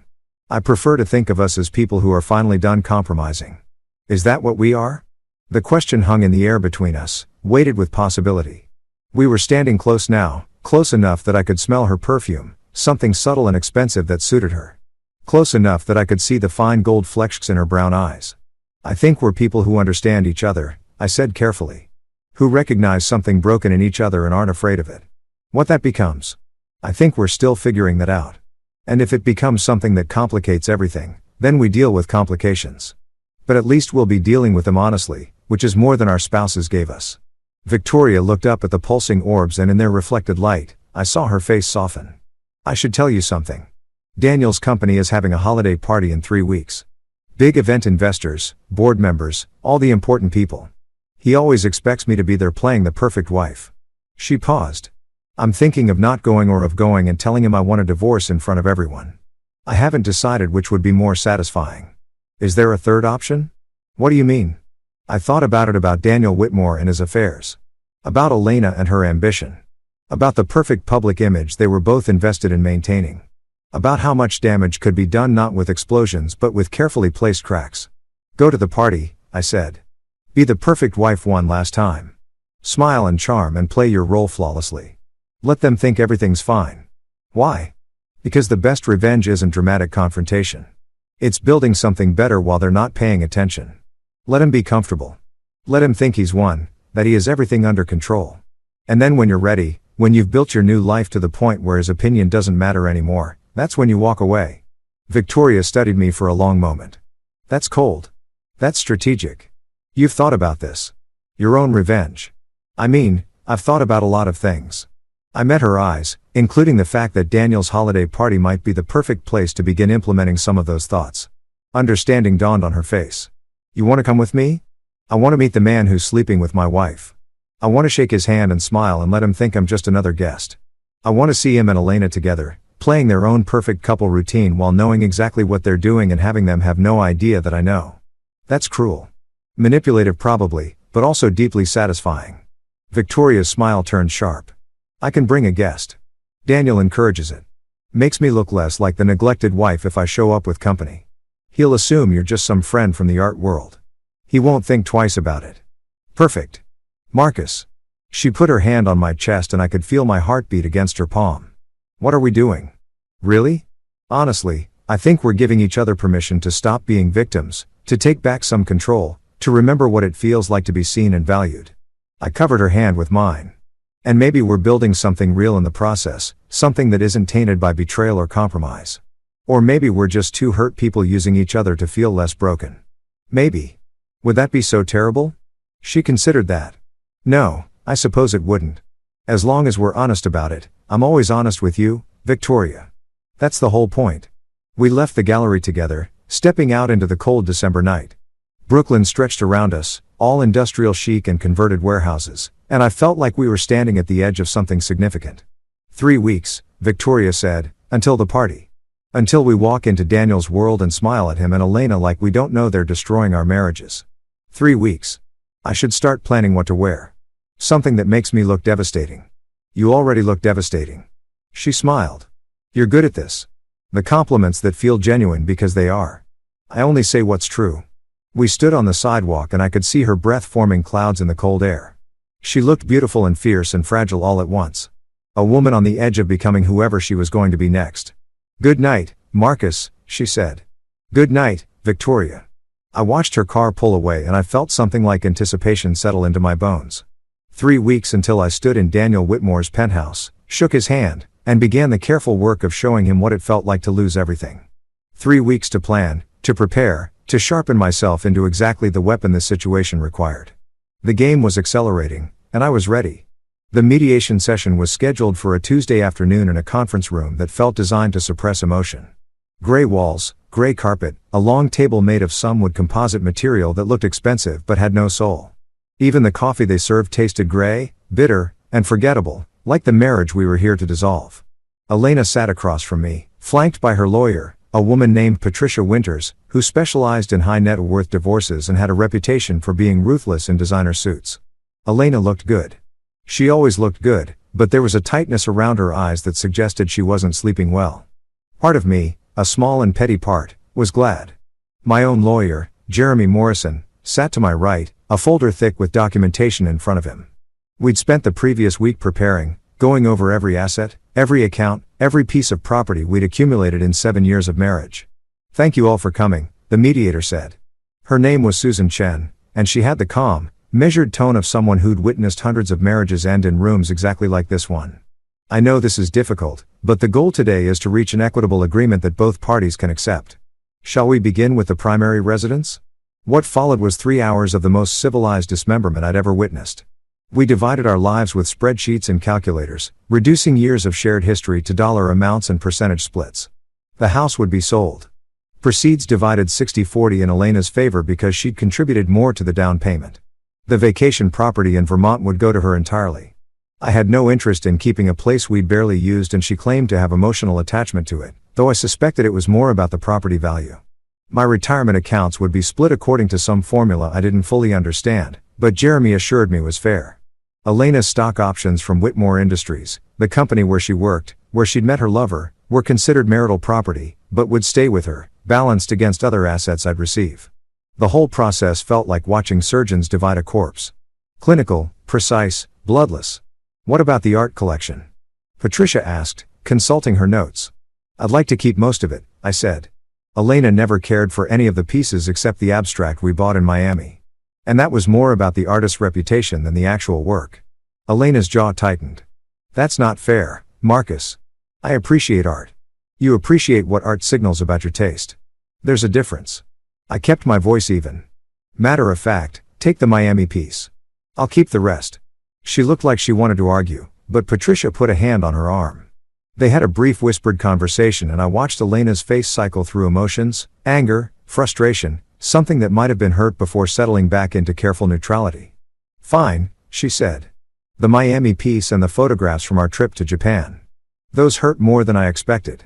We bought those photographs together in Kyoto from a street artist who captured light through temple windows. I'd loved them, but I also understood the strategic value of concession. Agreed. We moved through the remaining items with brutal efficiency. Furniture, kitchenware, books, electronics, all of it divided and cataloged like inventory in a warehouse. By the time we reached the final items, I felt hollowed out, as if the mediation had scooped away pieces of me along with the joint checking account and the dining room set. I think we've made excellent progress, Susan said, making notes on her tablet. I'll draft the preliminary agreement based on today's discussion and send it to both counsel for review. If everything looks acceptable, we can move toward filing the final papers. How long? Elena asked. Her voice sounded different. Smaller somehow, like she was beginning to understand what we were actually doing here. That this was real. Final. Assuming no complications, you could be legally divorced within 90 days. 90 days, 3 months by spring, I would be unmarried. By spring, Elena would be free to pursue whatever future she imagined with Daniel Whitmore, and I would be what? Free, broken, rebuilt. I wasn't sure yet, but I was beginning to have ideas. Thank you, Susan, Jeremy said, gathering his papers. We'll be in touch. As we stood to leave, Elena caught my arm. Marcus, can we talk just for a minute? Patricia looked like she wanted to object, but Jeremy nodded to me. I'll wait in the lobby. We stood in the hallway outside the conference room, and I realized this was the first time we'd been alone since the restaurant, since she'd told me she wanted a divorce, and I'd responded with calm instead of devastation. You seem different, she said. Divorce will do that. That's not what I mean. She struggled for words. You're handling this too well. It's unnerving. I almost laughed. Would you prefer me to be falling apart, making scenes, begging you to stay? No. But this cold, calculating version of you it's not you, Marcus. Maybe it's who I needed to become. Maybe the version of me you married was too accommodating, too willing to make myself smaller so you could shine brighter. She flinched. That's not fair. None of this is fair, Elena. Fair would have been you telling me you were unhappy before you started sleeping with your boss. Fair would have been you having the courage to end our marriage before starting a new relationship. Fair would have been a lot of things that didn't happen. I know you're right. I handled this terribly. She looked down at her hands, manicured, perfect. No longer wearing her wedding ring, but I need you to understand that this wasn't about you. You didn't do anything wrong. I'm aware this was about you wanting something I couldn't give you. Power, excitement, whatever Daniel Whitmore represents. It's not like that, isn't it? I leaned against the wall, studying her. Tell me something, Elena. When you're with him, do you feel like you matter? Like you're special? Or do you ever wonder if you're just another acquisition for a man who collects beautiful things? Her eyes flashed with anger. You don't know anything about my relationship with Daniel. I know he's married. I know he's 45 years old and you're 32. I know he has a pattern of affairs with younger women who work for him. I know his wife is a former museum curator who gave up her career to support his. And now he's trading her in for a newer model. How do you? She stopped. Realization dawning. You've been researching him. I've been educating myself about the man my wife left me for. It seemed prudent. I pushed off the wall. Enjoy the holiday party at his company next week. I hear it's quite the event. I started to walk away, but her voice stopped me. Marcus, wait. How did you know about the party? I turned back and I let myself smile. I pay attention, Elena. I always have. You just never noticed. I left her standing in the hallway and I could feel her eyes on my back as I walked toward the elevator. Jeremy was waiting in the lobby checking his phone. How'd it go? He asked. She's starting to realize I'm not the man she married. Is that a good thing? I think so. The man she married would have let her walk all over him. Would have signed whatever papers she wanted, taken whatever settlement she offered, and spent the next decade wondering what he did wrong. I pressed the button for the elevator. I'm not that man anymore. No, Jeremy said thoughtfully. I don't suppose you are. I spent the next 2 weeks preparing for Daniel Whitmore's holiday party with the same meticulous attention I brought to architectural projects, research, planning, consideration of every angle, every possible outcome. I learned everything I could about Whitmore Industries, the company Daniel had built from a small software firm into a tech giant worth billions. I studied his public appearances, watched interviews, read profiles. I learned how he spoke, how he presented himself, what mattered to him. Control, image, legacy. These were the pillars of Daniel Whitmore's identity. He wanted to be seen as a titan of industry, a visionary, a man who built empires. His personal life was carefully curated to support that image. The beautiful wife from Old Money, the penthouse in Tribeca, the memberships at the right clubs. Elena fit into that narrative perfectly. Young, ambitious, successful in her own right. Dating her or whatever they were doing enhanced his image as a powerful man who could attract the best. She probably thought she was using him to advance her career, to access power and influence. She couldn't reach on her own. Neither of them understood they were using each other. Building a relationship on ambition rather than anything real. It would collapse eventually, but that would take time. I didn't have time. And more importantly, I didn't want to just wait for their relationship to fail. I wanted to accelerate it, to plant seeds of doubt that would grow into cracks that would shatter everything they were building. But first, I needed to meet him. To look Daniel Whitmore in the eye and let him see me as just another guest at his party. Harmless, forgettable, not a threat. Victoria and I spoke every few days, phone calls that started as check-ins and evolved into long conversations about art and architecture, about our failing marriages, and our plans for afterward. She told me about the artists she was considering for her pop-up exhibition. I told her about a project. I was designing a house for a couple in Connecticut who wanted something that captured light the way a prism captures rainbows. We didn't talk much about the party. It hung between us like a storm on the horizon, inevitable and electric. The night before the event, she called me. I'm nervous, she said without preamble. About tomorrow, about bringing you into Daniel's world. About what happens when you see him and Elena together? About she trailed off. About what this means. I finished for her. Yes. I was in my home office surrounded by blueprints and sketches. Through the window, I could see snow beginning to fall. The third snowfall of the season, covering the city in white, clean, fresh, deceptive. Victoria, we don't have to do this. If you're not ready, it's not about being ready. It's about being terrified that once we start this, whatever this is, we can't go back. That we're crossing a line that will change everything. We've already crossed the line. The moment we sat in that bar and told each other the truth about our marriages, we crossed it. Tomorrow is just making it visible. And you're okay with that, with whatever comes after. I thought about Elena in the mediation room dividing our lives into assets and liabilities. I thought about Daniel Whitmore collecting affairs like other men collected watches. I thought about Victoria, brilliant and erased, trying to remember who she was before she became someone's wife. I'm more than okay with it. I said I'm ready to stop being invisible, to stop accommodating, to start building something that's actually mine, even if it's messy. Especially if it's messy. Perfect things are boring, Victoria. They're fragile. Messy things have character, strength, room to grow. She laughed softly. When did you become a philosopher? Around the same time my wife told me she'd been her boss for 4 months. Betrayal gives you clarity, does it? Because I still feel like I'm fumbling in the dark. Then let me be your light tomorrow night. Come to the party with me. Introduce me to your husband. Let me shake his hand and smile and be exactly the kind of harmless nobody he expects. And when it's over, when we've played our roles perfectly, we'll leave together and you'll remember what it feels like to have someone actually see you. Silence on the other end. Then what should I wear? Something that makes you feel powerful.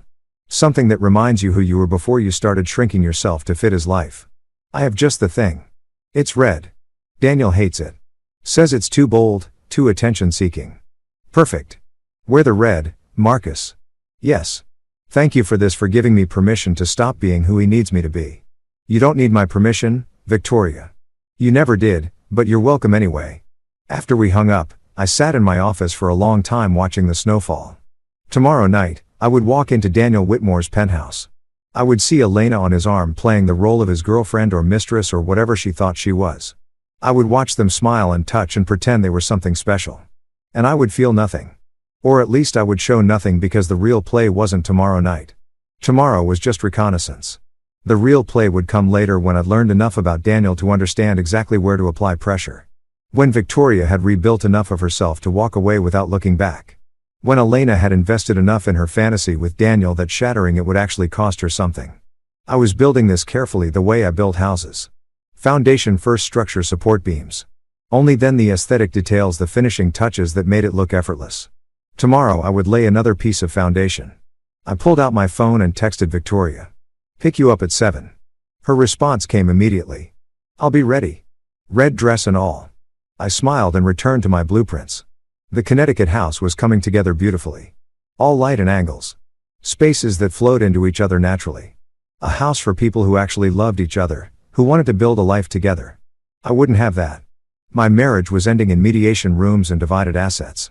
But I could build something else, something that mattered. I could build the kind of revenge that looked like resurrection. The next evening, I stood in front of my mirror and adjusted my tie charcoal gray silk that Elena had bought me 2 Christmases ago. I'd almost thrown it out in a fit of symbolic purging, but then decided against it. Wearing something she'd given me to the party where I'd meet her lover felt appropriately ironic. My phone buzzed. Victoria, driver's downstairs. Ready when you are. I took one last look at myself. The man in the mirror looked different than the one who'd sat in that restaurant a month ago, hearing his wife ask for a divorce. Leaner, sharper, harder somehow, but in a way that felt earned rather than bitter.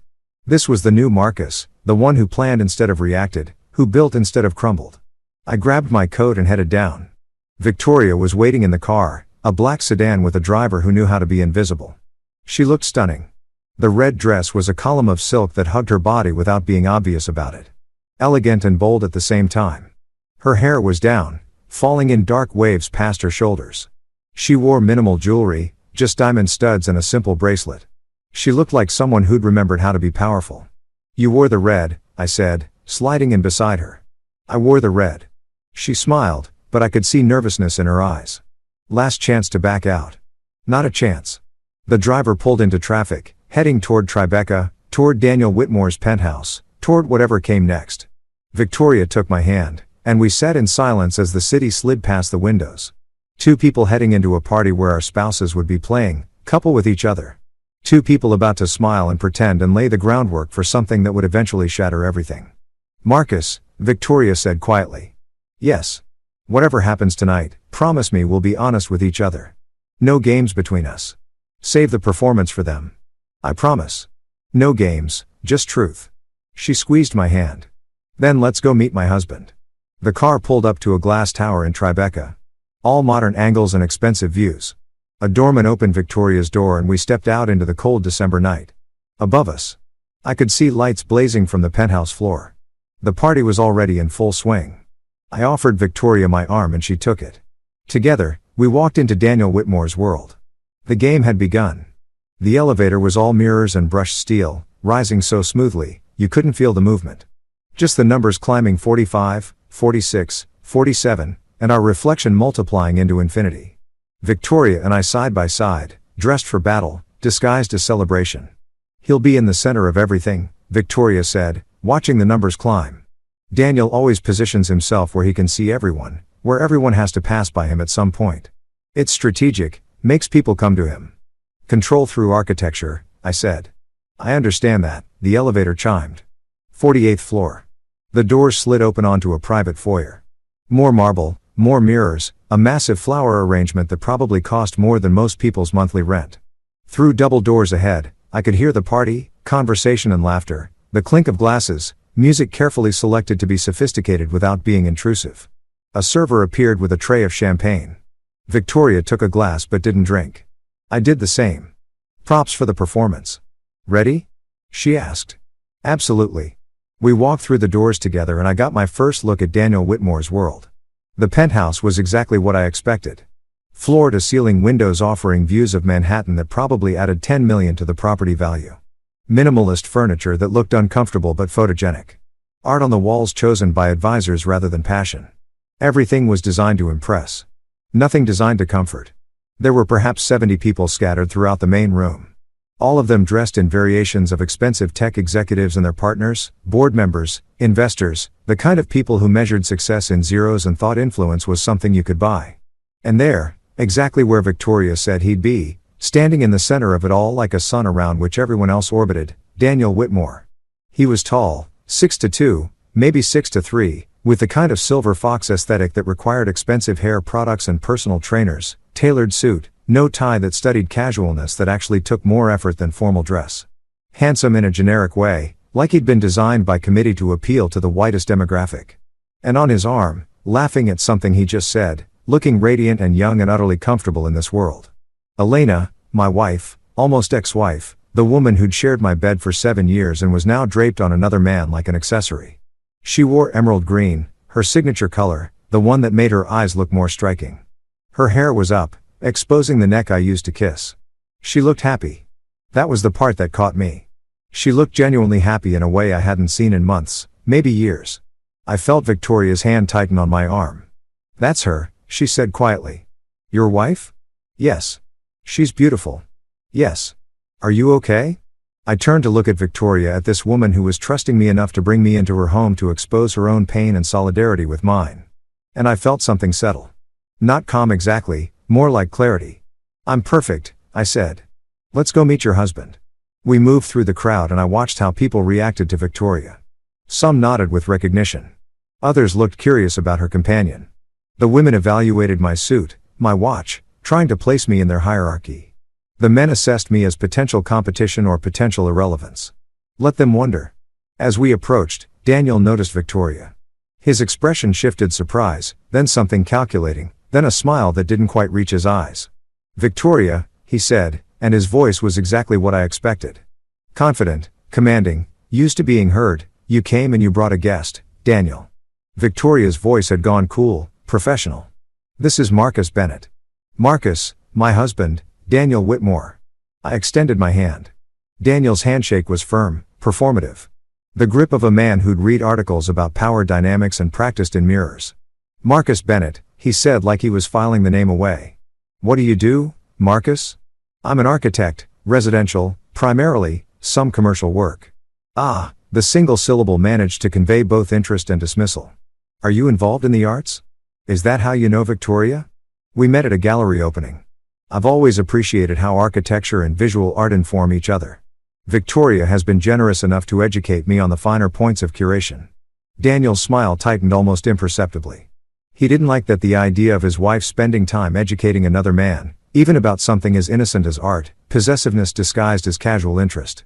How nice, he said, then turning slightly. Elena, come meet Victoria's friend. And there she was, my wife. Close enough that I could smell her perfume different from what she used to wear. Something heavier, muskier, chosen for him, probably. Elena, Daniel said, his hands settling on her lower back with casual ownership. This is Marcus Bennett. He's an architect. Elena's face went absolutely white. I watched it happen in slow motion. Recognition, shock, fear, and then a desperate attempt to smooth her features back into neutrality, but it was too late. Daniel had seen the reaction, even if he didn't understand it yet. Marcus, she said, and her voice came out strained. What a surprise. I smiled. Easy, friendly.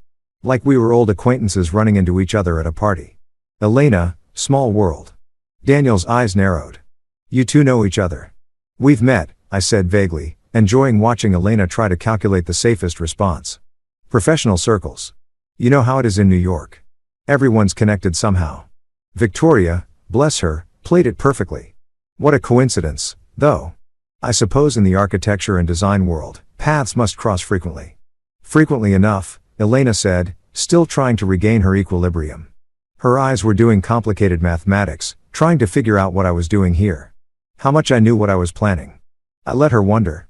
Well, Daniel said, already losing interest now that the moment of surprise had passed. Enjoy the party, Marcus. Victoria, we should talk later about the Grayson Foundation Gala. They want you to co-chair again. Of course, Victoria said smoothly. Later, we moved away, drifting into the crowd, and I could feel Elena's eyes following us. Victoria steered us toward the windows, away from the center of the room. That was, she started enlightening. I finished. Did you see her face? I saw both their faces. Daniel knows something's off, even if he doesn't know what. And Elena looked terrified. Good. Victoria studied me. You're enjoying this, shouldn't I be? For the first time in months, I'm not the one off balance. I'm not the one caught in a lie. I walked into my wife's lover's home, shook his hand, smiled at him, and he has no idea who I am or what I know. I took a sip of champagne. Yes, Victoria, I'm enjoying this very much. Just remember, the goal isn't just to make them uncomfortable. It's to take back our lives. I know, but that doesn't mean I can't enjoy watching them squirm along the way. We spent the next hour circulating. Victoria introduced me to people from her world, museum directors and gallery owners, collectors and artists. I was charming and interested and completely forgettable. Just another +1 at a party full of important people. But I was also watching, studying. I watched how Daniel worked the room, how he touched Elena, possessive little gestures, his hand on her back, her shoulder, her waist, marking territory. I watched how Elena responded, leaning into him, laughing at his jokes, playing the role of the adoring younger woman who'd won the heart of a powerful man. I watched how Victoria navigated her own party like a stranger in her home. People greeted her politely but briefly, more interested in getting closer to Daniel. She was the CEO's wife, decorative but functionally invisible. And I watched how no one noticed the way Daniel's eyes lingered on a young woman from his marketing department. Or how he took a call and disappeared into his study for 15 minutes. Or how when he returned, Elena looked slightly less confident than before. Cracks, small ones, but visible if you knew where to look. Marcus. I turned to find a man in his 60s. Expensive suit. The kind of weathered handsomeness that suggested yacht clubs and golf courses. He extended his hand. Robert Ashford, Victoria's father.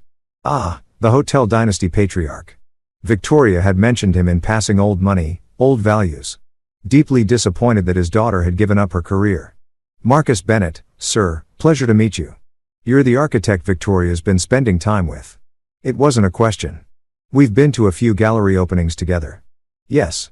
Robert studied me with shrewd eyes that suggested he'd built his fortune by being underestimated. My daughter seems happier lately. More like herself. I don't suppose you have anything to do with that? I hope so, sir. She's been generous enough to share her knowledge of the art world. It's been illuminating. Has it? He glanced across the room to where Victoria was talking with a museum director. She was brilliant, you know, as a curator. Had a real eye. Could have been one of the greats if she'd stayed with it. She still could be perhaps. He turned back to me. Daniel's having an affair with someone here tonight. Probably multiple someones. I assume you know that. The directness surprised me. I had suspected. And you're still here at his party shaking his hand and drinking his champagne. I believe in understanding the terrain before making any moves. Rushing and angry would be satisfying for about 5 minutes, but building something strategic, something that lasts, that requires patience. Robert smiled. You know, I think I like you, Marcus. My daughter could use someone who thinks strategically. He glanced at his watch. I'm too old for these things. Tell Victoria I said goodbye and that I'd like to have dinner with both of you next week. I want to hear more about these gallery openings you've been attending. He left before I could respond, and I watched him make his way to the elevator. An ally potentially, or at least someone who wouldn't stand in the way if Victoria decided to blow up her marriage. Making friends. I turned to find Victoria beside me. 2 fresh glasses of champagne in her hands. She offered me one. Your father is interesting. He's direct. Think subtlety is for people who aren't confident in their positions. She sipped her champagne. What did he say? That he wants to have dinner with us next week. And that you were brilliant as a curator. Her expression softened. He never wanted me to marry Daniel. Told me I was trading my future for financial security. I thought he was being old-fashioned, that he didn't understand modern relationships. She laughed, but there was no humor in it. Turns out he understood perfectly. It's not too late, you know, to go back to curation, isn't it? I've been out of the field for 12 years. The art world moves fast. I'm probably obsolete. Or you're experienced, mature, you have connections and knowledge that younger curators don't. You just need to remember how to use them. Before she could respond, a commotion near the center of the room drew our attention. Daniel's voice raised slightly above the conversational hum. Absolutely not. I've told you before that project isn't happening. We moved closer. Daniel stood facing Elena, his jaw tight with barely controlled anger. Around them, other guests had gone quiet, pretending not to listen while straining to hear every word. I'm just saying, Elena said, her voice measured but with an edge underneath, that the market research supports expansion into Southeast Asia. If we wait another quarter, I don't pay you to question my decisions, Elena. I pay you to execute them. Daniel's smile was sharp. Or have you forgotten what your actual role is? The condescension in his voice was breathtaking. This was how he spoke to her. Not as a partner, not even as a valued employee, but as someone whose primary function was to agree with him and look good doing it. Elena's face flushed around them. I could see people exchanging glances. This wasn't professional disagreement. This was something more personal, meaner. Of course, Elena said finally, her voice tight. I apologize for overstepping. Good. Daniel's hand went to her waist, possessive and dismissive at the same time. Now smile. People are watching. She smiled. It didn't reach her eyes. Victoria and I exchanged a look. This was the man Elena had destroyed our marriage for. This was the relationship she thought was worth blowing up 7 years of shared history. I need air, Victoria said quietly. Come with me. We made our way to a terrace empty in the December cold, overlooking the city lights. Victoria leaned against the railing and I watched her shoulders shake. Victoria, I'm not crying, she said. I'm laughing. Did you see that? Did you see how he spoke to her? I saw. That's what she left you for. That's what I gave up my career for. Men who see us as accessories, as props in their perfect lives. She turned to me and her eyes were bright, but not with tears, with anger. I want him to hurt Marcus, not just lose me. I want him to actually feel something for once. Even if it's just the humiliation of being left, I understood. The rage underneath her calm, the need for him to understand what he'd thrown away. Then let's make sure he does, I said. But carefully, strategically, we build the foundations first. We make sure when we walk away, we're walking towards something better, not just away from something bad. How long? However long it takes, weeks, months, we do this, right? She nodded. I can wait. I've been waiting 12 years. What's a few more months? Through the glass doors, we could see the party continuing. Daniel holding court. Elena at his side with that brittle smile. All of them playing their roles, maintaining appearances, pretending everything was perfect. We should go back in, Victoria said. Can't have people thinking we're hiding. One more minute. I pulled out my phone and took a photo of the view. The city sprawling below us, lights spreading in every direction. I want to remember this moment when we decided to stop being victims. Victoria moved beside me and I took another photo. Both of us, the city behind us, something determined in our expressions that hadn't been there before. Send me that, she said. I will. We went back inside.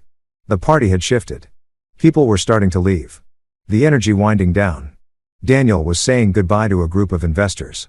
Elena still attached to his side. As we approached to say our goodbyes, Daniel turned to us. Leaving already? I have an early morning, I said. Thank you for having me. Beautiful home. Marcus is designing a house for a couple in Connecticut, Victoria added. Custom work, very innovative use of light and space. Sounds fascinating, Daniel said in a tone that suggested the opposite. His attention had already moved past me to someone else. Victoria, don't forget about the Grayson Gala. I won't. Elena caught my eye as we turned to leave. Her expression was complicated fear, confusion, something that might have been plea. I smiled at her, friendly and empty. Nice to see you again, Elena. Enjoy your evening. In the elevator going down, Victoria took my hand. That was harder than I expected, she said. Which part? All of it. Seeing him with her, watching him be cruel to her, and knowing I used to make excuses for that behavior, pretending everything was fine when I wanted to scream. But you didn't scream. You were perfect, controlled, exactly what we needed. What happens now? Now we build. You start planning your pop-up exhibition. I keep designing houses for people who actually love each other. We become more ourselves and less the people they needed us to be. And slowly, carefully, we make them irrelevant to our happiness. And then we walk away and never look back. The elevator opened onto the lobby. We stepped out into the cold December night, and I felt something like freedom settling over me. We'd entered the lion's den. We'd smiled and played our roles and laid the groundwork for everything that would come next. And we'd walked out unscathed, stronger than when we went in. The game was accelerating, and we were winning. The days after the party felt electric, charged with possibility and danger in equal measure. I went through the motions of my normal life, meetings with clients, site visits, revisions to the Connecticut house design, but underneath it all, I felt like I was vibrating at a different frequency. Elena called 3 times the day after the party. I didn't answer. She left voicemails that progressed from confused to angry to something approaching desperate. "Marcus, what the hell were you doing at Daniel's party? Call me back. This is ridiculous. I know you're getting these messages. We need to talk. Please, just please call me. I need to understand what's happening." I deleted each one without responding. Let her wonder. Let her spiral. Let her feel a fraction of the uncertainty she'd put me through. Victoria texted that afternoon. "Elena's been trying to reach me. 5 calls so far. Should I answer?" I replied, "Your choice. But if you do, tell her the truth." We met at a gallery opening and became friends. Nothing more, nothing less. Nothing more. I stared at those 2 words for a long time before responding. Not yet. But we're building towards something, aren't we? 3 dots appeared, disappeared, appeared again. Finally, yes, we are. That evening, I was in my home office working on the Connecticut design when my doorbell rang. I checked the security camera and saw Elena standing on my porch, arms wrapped around herself against the December cold. I considered not answering, but curiosity won out. When I opened the door, she pushed past me without invitation. "We need to talk." "Hello to you, too." She spun to face me, and I saw that the polished woman from the party had been replaced by someone fraying at the edges. Her hair was pulled back in a messy ponytail. She wore jeans and a sweater instead of her usual designer armor. And there were circles under her eyes that suggested she hadn't slept well. "What were you doing at Daniel's party? Attending a party? Is that not allowed? Don't play games, Marcus. You know what I mean? How do you even know Victoria Whitmore? We met at an art gallery. Discovered we have similar interests. Started attending exhibitions together." I closed the door and leaned against it. "Is that a problem?" "Yes, it's a problem. She's Daniel's wife and you're Daniel's mistress. Seems like we're all connected now, doesn't it?" Elena's face went white then red. "How long have you known about your affair?" "Since 3 weeks before you had the courage to actually tell me. I came home early from Boston, remember? Found your laptop open with messages from Dee describing in detail how you tasted." She sat down heavily on the couch, our couch, soon to be my couch. "According to the mediation agreement, Jesus Marcus, I save it. I'm not interested in apologies or explanations. What I am interested in is why you're here freaking out about me being friends with Victoria. Because it's weird. It's calculated. You're doing something." I almost laughed. "You mean the way you calculated your affair? The way you scheduled hotel rooms and deleted messages and lied to my face for 4 months? That's different." "How?" "Because she stopped, realizing there was no good answer. Daniel's going to be furious if he finds out you're my husband. Almost ex-husband. And why would he be furious? I thought I was the understanding spouse who didn't matter anymore. You're being deliberately difficult." "I'm being honest. Something you might try sometime." I moved to the bar cart and poured myself a scotch. Didn't offer her one. "Tell me something. Elena, does Daniel know you're here? That you're at your husband's house alone at night?" "I don't have to tell him everything." "Interesting. Does he know you still have keys to this house? That legally half of it's still yours for another 60 days? Her eyes narrowed. "What are you implying?" "Nothing. Just noting that you seem very concerned about Daniel finding out I exist, but not at all concerned about him knowing you're here, which suggests you haven't told him who I am. He knows I was married. He doesn't need to know the details like my name or that I'm friends with his wife." I sat down across from her. "Let me guess. He thinks you were married to someone boring and inconsequential. Someone you left because he couldn't keep up with your ambition. And you've let him think that because the truth that you're still legally married, that your husband is friendly with his wife, that makes things complicated. Stop it." "Stop what?" "Telling the truth. You spent months lying to me, Elena. I'm just returning the favor by being aggressively honest." She stood up, pacing. "Victoria Whitmore is not your friend. You're using her to get to Daniel." "Am I?" Or maybe Victoria and I are two people who were betrayed by our spouses and found comfort and shared experience. Maybe we actually like each other.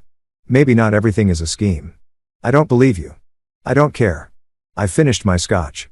Is there anything else? Because I have work to do. Elena stared at me and I saw something like recognition in her eyes. You really have changed. The Marcus I married would never be this cold. The Marcus you married was a fool who didn't see.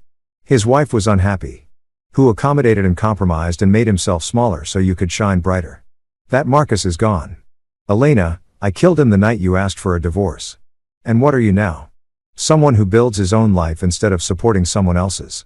Someone who doesn't apologize for taking up space. Someone who's done being invisible. She moved toward the door, then stopped. For what it's worth, I never meant to hurt you, but you did it anyway. Which tells me everything I need to know about what I was worth to you. After she left, I stood at the window and watched her drive away. My phone buzzed. A text from Victoria.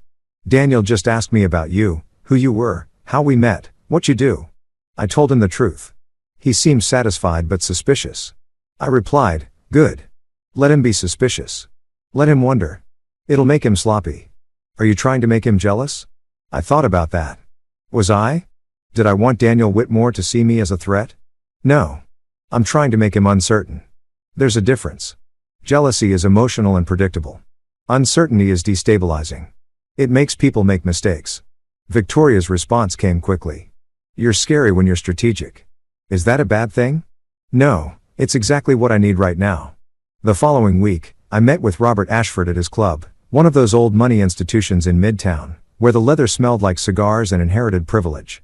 He was waiting in a private dining room, reading the Wall Street Journal with the kind of attention that suggested he was evaluating investments. Marcus, he said, standing to shake my hand. Thank you for coming. I hope you don't mind. I thought it would be easier to talk without Victoria present. She can join us for dessert. Of course, sir. We ordered him the filt, me the salmon, and for the first few minutes, we made small talk about architecture and real estate. The kind of conversation men like Robert used to assess whether you knew what you were talking about. Then over the main course, he got to the point. My daughter is planning to leave Daniel. I kept my expression neutral. She mentioned she was unhappy. Unhappy doesn't cover it. She's been dying slowly for 12 years, and I had to watch it happen. He cut his steak with precise movements. I told her not to marry him. Told her she was giving up too much. But she was in love or thought she was. And young people think love conquers all. It doesn't. No sir, it doesn't. She trusts you. I can see it in the way she talks about you. And my daughter doesn't trust easily, especially not after what Daniel's put her through. He looked at me directly. So, I need to know your intentions. The question was so old-fashioned, so patriarchal that I almost laughed. But Robert Ashford was serious, and more importantly, he was a man who could either help or hinder what Victoria and I were building. My intentions are to help her remember who she was before she became Mrs. Daniel Whitmore. To support her in reclaiming her career, her identity, her life, to be someone who actually sees her instead of what she can do for me. And when the divorce gets ugly, which it will, what then? Then I stand beside her, help her navigate it, make sure she doesn't compromise on what she deserves just to make it end faster. Robert studied me. You're going through your own divorce. Was yes, sir. Does Victoria know your wife is the woman Daniel's currently sleeping with? The question landed like a punch. I sat down my fort carefully. How did you? I have resources. When my daughter started spending time with a recently separated architect, I looked into you. Found out your wife works at Whitmore Industries. Put the pieces together. He sipped his wine. Does Victoria know? Yes. We've been honest with each other about everything, and you're not using her to get revenge on your wife and Daniel? The accusation hung between us. I could lie, tell him this was purely about helping Victoria, but he'd see through it. And more importantly, Victoria deserved better than me lying to her father. Not entirely, I said. Initially, yes. When I first met Victoria, part of me saw an opportunity for symmetry. Elena took Daniel. I could take Victoria. It was strategic and petty and exactly the kind of thing someone in pain does. I met his eyes, but that's not what this is anymore. Victoria is brilliant and kind and deserves better than being a pawn in anyone's game, mine included. What we're building now is genuine. It's messy and complicated and probably inadvisable, but it's real. Robert nodded slowly. I appreciate the honesty and the self-awareness. Does that mean I have your approval, sir? It means I'm not going to stand in your way. But Marcus, if you hurt my daughter, if you use her and discard her the way Daniel has, you'll find out exactly how much damage a man with my resources can do. Understood, sir. Good. He signaled for the waiter. Now, tell me about this pop-up exhibition she's planning. She won't give me details, says she wants to surprise me. I spent the next hour telling Robert about Victoria's plans, the artist she was considering, a young woman from the Bronx who did mixed media installations, exploring themes of displacement and memory, the space she'd found, a former gallery in Chelsea that was between tenants. The way her eyes lit up when she talked about it, how she became more herself with every decision she made. She's coming back to life, Robert said quietly. I haven't seen her this animated in years. She's remembering who she is, what she's capable of. Thanks to you, thanks to her. I'm just making space for it to happen. Victoria arrived as we were finishing coffee. She looked between us, trying to read the room. Should I be worried that you two had dinner without me? Your father was just threatening to destroy me if I hurt you. I said, standard father-daughter protocol. Robert laughed. I like him, Vicky. He's honest. Bit too clever for his own good, but honest. We spent another hour together, the three of us, and I watched Victoria interact with her father. The way she softened around him, let her guard down. The way he looked at her with a mixture of pride and regret. Pride in who she was. Regret that she'd wasted so many years on someone who didn't deserve her. When we left the club, Victoria linked her arm through mine. He likes you. He threatened to ruin me. That's how he shows affection. She smiled. What did you two really talk about? You, your exhibition, whether my intentions are honorable. Are they? I stopped walking and turned to face her. We were standing on a sidewalk in Midtown, people streaming around us. The city alive with its usual chaos. My intentions are to see where this goes without lying about what it is. To build something real with you, while also acknowledging that we're both still healing from what our spouses did to us. To be honest about the fact that revenge and connection are tangled up together. And maybe that's okay. Victoria's eyes searched mine. That's a very careful answer. It's an honest one. Good. She stood on her toes and kissed my cheek. Honesty is all I need. My phone buzzed. A text from an unknown number. This is Daniel Whitmore. We should talk. Tomorrow, 2 p.m. my office. Come alone. I showed it to Victoria. Her face went pale. He knows. He suspects there's a difference. What are you going to do? I stared at the message, feeling something like anticipation settle in my chest. I'm going to go talk to him. See what he wants. Find out what he thinks he knows. Marcus, that's dangerous. If he knows about us, there is no us to know about. We're friends. We attend art galleries together. That's not a crime. He'll try to intimidate you. That's what he does. He'll use his power, his resources. Let him try. I put my phone away. I'm done being intimidated. Victoria, by anyone. She looked at me for a long moment, then nodded. Okay, but call me afterward and be careful always. That night, I couldn't sleep. I lay in bed, in my house, in my life that was slowly becoming mine again, and thought about Daniel Whitmore, about what he might know, what he might want, how he might try to use this meeting to reassert control. He thought I was a threat. That much was clear. But a threat to what? His marriage, his affair with Elena, his carefully constructed image, or maybe he just didn't like the idea of his wife having her own life, her own interests, her own friend who wasn't vetted and approved by him. Either way, tomorrow I would walk into his office, his territory, his domain, and I would smile and be perfectly reasonable and show him that I wasn't afraid because I wasn't. Not anymore. Elena had taken my trust and shattered it. Daniel had taken my wife and turned her into his accessory. They both thought I would crumble, that I would be the victim in their story of self-actualization and forbidden romance. But I'd rebuilt myself, found Victoria in the wreckage, started constructing something new from the broken pieces. And tomorrow, I would look Daniel Whitmore in the eye and let him see exactly who he was dealing with. Not a victim. Not someone who could be intimidated or controlled. Someone who'd learned to build with the rubble of what had been destroyed. Someone who was done playing by their rules. I fell asleep with that thought and I dreamed of buildings rising from foundations made of truth and consequence. Tomorrow the architecture of revenge would take its next form. And I was ready. Whitmore Industries occupied 15 floors in a glass tower in Hudson Yards. The kind of building that looked like it was designed by someone who'd never met a hard angle they didn't want to make harder. All steel and glass and aggressive modernity. A monument to the future as imagined by people who'd gotten very rich betting on it. I arrived at 1:55 p.m. dressed in my best suit, charcoal gray, Italian wool, expensive, but not ostentatious. The kind of thing that said I belonged in rooms like this without trying to compete with people who had more zeros in their bank accounts. The lobby was minimalist to the point of hostility. White marble, chrome fixtures, a reception desk that looked like a spaceship's command center. A young woman with perfect posture and a tablet smiled at me with practiced efficiency. Marcus Bennett for Daniel Whitmore. She tapped her screen.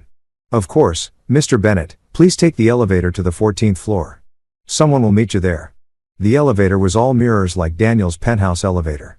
And I wondered if this was intentional, making visitors look at themselves, evaluate themselves, feel small before they even reached his office. I looked at my reflection and saw someone who'd lost weight, gained edges, developed a kind of hardness around the eyes that hadn't been there 6 weeks ago. Grief and anger had carved something leaner out of me. Something that looked like it could survive what was coming. The 14th floor opened onto a reception area that screamed wealth and power. More glass, more chrome. Panoramic views of the Hudson River. A different assistant, this one male, maybe 25, stood waiting. Mr. Bennett, please follow me. We walked down a hallway lined with photographs of Daniel shaking hands with tech luminaries and politicians, accepting awards, speaking at conferences. A shrine to his own importance. The assistant opened a door at the end of the hall. Mr. Whitmore, we'll be right with you. I stepped into an office that was less a workspace and more a statement of dominance. Corner office, Florida to ceiling windows on 2 walls. A desk the size of a small car made from some exotic wood I couldn't identify. Behind it, Manhattan spread out like a kingdom Daniel owned. I didn't sit in either of the chairs positioned in front of the desk. The lower chairs I noticed designed to make visitors look up at whoever sat behind the desk. Instead, I stood at the windows looking out at the city and waited. 5 minutes passed. Then 10. A power play, making me wait, establishing that this was his territory, his time, his control. At 15 minutes, the door opened. Daniel Whitmore entered like a man who owned not just the room, but the air in it. He'd changed from the party. Now he wore a suit that probably cost more than my car, no tie, that studied casualness, that actually required more thought than formality. He looked like every magazine spread about successful CEOs right down to the watch that could fund a small country's GDP. Marcus, he said, not apologizing for being late. Thank you for coming. I was curious about what you wanted to discuss. He moved behind his desk, but didn't sit.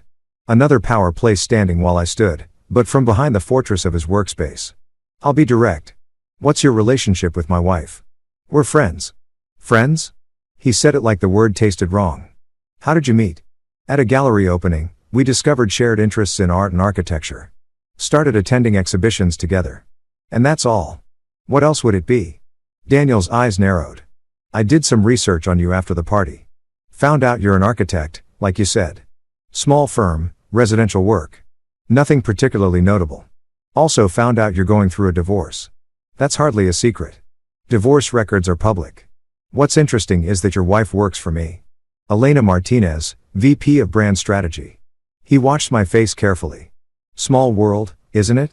I kept my expression neutral. Interested but not defensive. Is it? There are thousands of people in New York. Coincidences happen. Do they? Because from where I'm standing, it looks like you befriended my wife to get back at yours. Some kind of petty revenge scheme. That's an interesting theory. Requires me to have known Victoria before I knew about Elena's affair, which I didn't. Also requires me to have somehow engineered meeting her at a random gallery opening, which would be impossible without supernatural foresight. I moved away from the window closer to his desk. Or maybe Victoria and I are just two people who were both betrayed and found common ground. Maybe not everything is a conspiracy. I don't believe in coincidences. Then you must live in a very paranoid world. His jaw tightened. Point to me. I want you to stop seeing her. Excuse me, Victoria. I want you to stop attending gallery openings with her. Stop these little coffee dates or whatever you're doing. End the friendship. I almost laughed. You're asking me to stop being friends with your wife? I'm not asking. No. What are you doing then? Threatening because I'm curious what leverage you think you have over me, Mr. Whitmore. I don't work for you. I don't need anything from you. And last I checked, your wife is an adult woman capable of choosing her own friends. Everyone needs something, Marcus. Everyone has pressure points. He opened a folder on his desk. You have a firm, small, like I said, but it's yours. You've got 3 projects in development right now. One's with a developer who happens to use my company's software for project management. Another's with a couple whose husband works in finance. I know people in that world. Word gets around about architects who are difficult to work with, who miss deadlines, who create problems. Are you threatening my business? I'm pointing out that New York is a small town in a lot of ways. Reputations matter. And if someone wanted to make life difficult for a small architectural firm, it wouldn't be hard. I looked at him, really looked at him, and I saw what Victoria had been living with for 12 years. A man who wielded power like a weapon. Who couldn't imagine a world where people didn't bend to his will, who thought money and influence could control everything, including his wife's friendships. Let me tell you what I see, Daniel, I said, keeping my voice calm. I see a man who's so insecure about his wife having her own life that he threatens her friends. A man who's having multiple affairs, but can't stand the idea of his wife talking to another man. A man who's built his entire sense of self on control. And now he's panicking because something's slipping through his fingers. His face went red. You have no idea what you're talking about, don't I? I know you're sleeping with my wife. I know you've been sleeping with her for months. While pretending to be a devoted husband, I know Victoria is aware of it. All of it. Not just Elena. All the others, too. And she's finally done pretending she doesn't see it. You're lying. Am I? Ask her. Ask Victoria if she knows about Elena. About the consultant from Singapore? About the junior associate you've been mentoring in ways that have nothing to do with professional development. I leaned forward, hands on his desk. She hired a private investigator, Daniel. She has documentation, photographs, hotel receipts, everything she needs for a divorce that will make you look exactly like what you are. The color drained from his face. She wouldn't. Why? Because she's been so accommodating for 12 years that you think she always will be. Because you've convinced yourself she's too dependent on your money and status to leave. I smiled. Men like you always make the same mistake. You think submission is the same as loyalty. It's not. Submission is just fear with good manners. Get out of my office. Gladly. But understand something. I'm not going to stop being Victoria's friend because you're uncomfortable with it. She's reclaiming her life, building a career again, remembering who she was before she made the mistake of marrying you. And I'm going to support that. Not because I'm trying to hurt you, but because she deserves to be more than Mrs. Daniel Whitmore. If you think you can take my wife, I don't want to take anything from you, Daniel. I want to get Victoria back to herself. There's a difference. I moved toward the door. But here's something to think about. Elena left me for you because she thought you represented power and success and everything she wanted. But she's realizing the same thing. Victoria realized that you don't actually care about the women in your life. You care about how they make you look. And eventually that stops being enough. I opened the door and found Elena standing in the hallway, hand raised like she'd been about to knock. Her eyes went wide. Marcus, what are you? Elena? I nodded to her like she was a stranger. I was just leaving. Daniel's all yours. I walked past her without another word. Down the hallway lined with Daniel's achievements. Past the assistant, who carefully didn't make eye contact, into the elevator where my reflection stared back at me, looking satisfied and slightly dangerous. My phone buzzed before I reached the lobby. Victoria, are you okay? What happened? I stepped out onto the street and called her. Marcus, tell me everything. I just had a very illuminating conversation with your husband. He knows about us, or at least suspects. Tried to threaten my business if I didn't stop seeing you. Oh my God, Marcus, I'm so sorry. I never meant for you to. Victoria, stop. This isn't your fault. And frankly, it was worth it to see his face when I told him you knew about all his affairs and had hired a pie. Silence. Then you told him that. Was I not supposed to? No, I hadn't planned to tell him I knew. Not yet. I wanted to build my exhibition first, get my career restarted. So when I left, I'd be leaving towards something instead of away from something. I stopped walking. Victoria. I'm sorry. I got caught up in the moment in putting him off balance.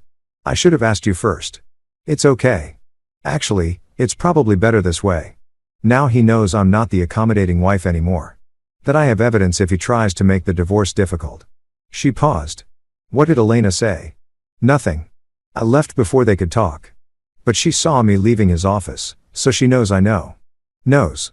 We both know this is getting complicated. It was always going to get complicated. We just accelerated the timeline. Where are you now? Standing on the corner of 10th Avenue and 33rd, watching tourists and wondering if I just made everything worse. Come to my studio. I'm at the Chelsea space working on the exhibition layout. We should talk about this in person. Your studio? You have a studio now? As of 3 days ago? Signed a 6-month lease on the gallery space. I haven't told Daniel yet or anyone except my father. Her voice softened. I'd like you to see it. 20 minutes later, I stood in front of a former gallery space in Chelsea, a ground floor unit with good light and high ceilings. Through the windows, I could see Victoria inside, measuring wall space with a laser measure, her hair pulled back, wearing jeans and a paint-stained shirt I'd never seen before. She looked like herself, not the society wife in designer dresses, the curator, the artist, the woman she'd been before Daniel Whitmore convinced her to be smaller. I knocked and she let me in. The space smelled like fresh paint and possibility. What do you think? She asked, gesturing around. The gallery was maybe 1,500 square feet, all white walls and blonde wood floors, track lighting that could be adjusted for different installations. Empty now, but I could see what it would become. It's perfect. When's the opening? 6 weeks. February 14th, actually. I thought there was something poetic about opening an exhibition about displacement and memory on Valentine's Day. Very poetic and very you. She walked to the center of the space, turning slowly. I forgot how good this feels, having a project that's mine, building something instead of just funding other people's visions. Tell me about the artist. For the next hour, Victoria talked and I listened. She showed me sketches of the installation pieces, explained the themes, walked me through her vision for how viewers would move through the space. She was animated, passionate, completely alive. This was the woman Daniel had tried to bury, the one Elena and I had inadvertently helped resurrect. I'm going to tell him tonight, Victoria said finally.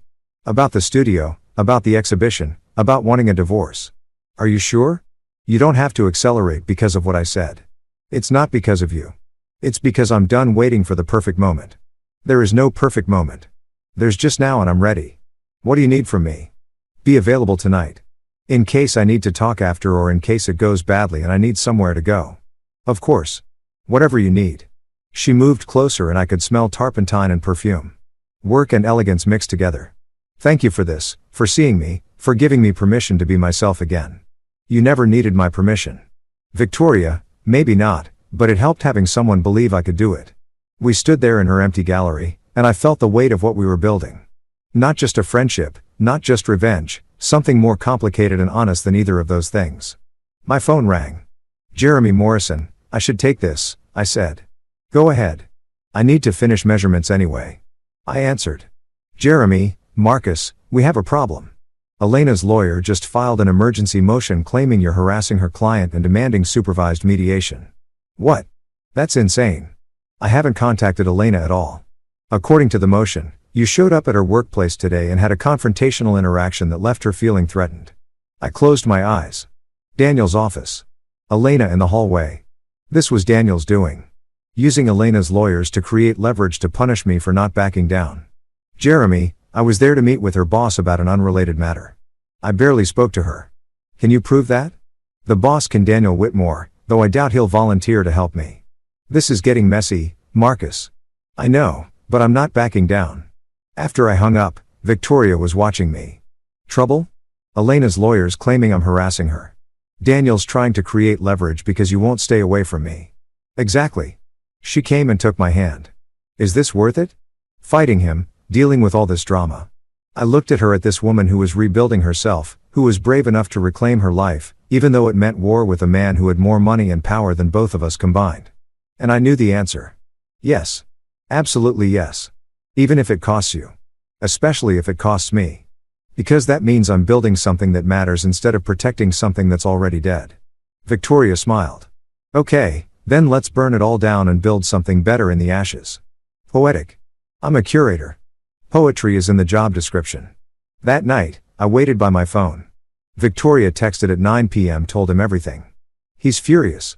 Threatened to destroy the exhibition, cut me off financially, ruin my reputation. I told him to do his worst. Currently at my father's penthouse. Feel strangely calm, I replied. Proud of you.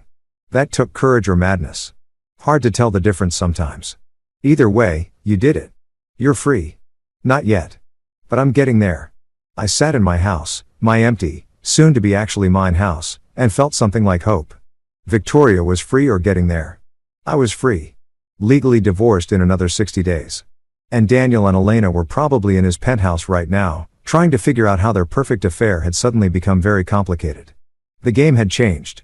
The stakes were higher, but I was ready. We were both ready. The emergency mediation session was scheduled for 3 days after Victoria told Daniel she wanted a divorce. I sat in the same gray conference room where we divided our assets the first time, but the atmosphere was different now. Charged, hostile. Elena sat across from me with Patricia Winters, and for the first time since this all began, she looked uncertain. Not the confident VP who'd asked for a divorce over Ricedo. Not the woman who draped herself on Daniel's arm at his party. She looked rattled. "Thank you for agreeing to this meeting," Susan Chen said, her mediator voice carefully neutral. "Miss Winters has raised concerns about interactions between the parties that she feels constitute harassment. Mr. Bennett, would you like to respond?" "I haven't harassed anyone," I said calmly. "I attended a party where my wife happened to be present. I had a business meeting at her employer's office. Neither of those constitutes harassment." Patricia leaned forward. "You befriended Mr. Whitmore's wife and brought her to a company party knowing your own wife would be there. That's calculated and inappropriate." "I brought a friend to a party. My relationship with Victoria Whitmore has nothing to do with Elena, doesn't it?" Patricia's tone was sharp. "You targeted Daniel Whitmore's wife as revenge for your wife's relationship with Mr. Whitmore." Jeremy cut in. "That's speculation and irrelevant to these proceedings. Mr. Bennett is entitled to have friends. The fact that his friend happens to be married to Miss Martinez's employer is coincidental." "Is it?" Elena spoke for the first time, her voice tight. "Marcus, you expect me to believe you just randomly became friends with Daniel's wife? After everything, I met her eyes. I expect you to recognize that you don't get to control who I spend time with. You made your choices, Elena. I'm making mine by trying to ruin my relationship. Your relationship with a married man who's been having multiple simultaneous affairs. That relationship." I kept my voice level. "I'm not trying to ruin anything. Reality is doing that all on its own." Elena's face flushed. "You told him. You told Daniel that Victoria knows about the affairs." "I told him the truth. Something you might try sometime." "That's enough," Susan said. "Let's focus on the actual legal issues. Miss Winters, do you have specific instances of harassment to report?" Patricia consulted her notes. "Mr. Bennett showed up at Whitmore Industries on the 14th and had a confrontational meeting with Mr. Whitmore that left Miss Martinez feeling unsafe in her workplace. I was invited to that meeting. I said, Daniel Whitmore called and asked me to come to his office. I didn't initiate contact and I didn't speak to Elena except to say hello when I left." "Is this true?" Susan asked. Patricia looked to Elena, who shifted uncomfortably. "Daniel said he wanted to talk to Marcus about his relationship with Victoria.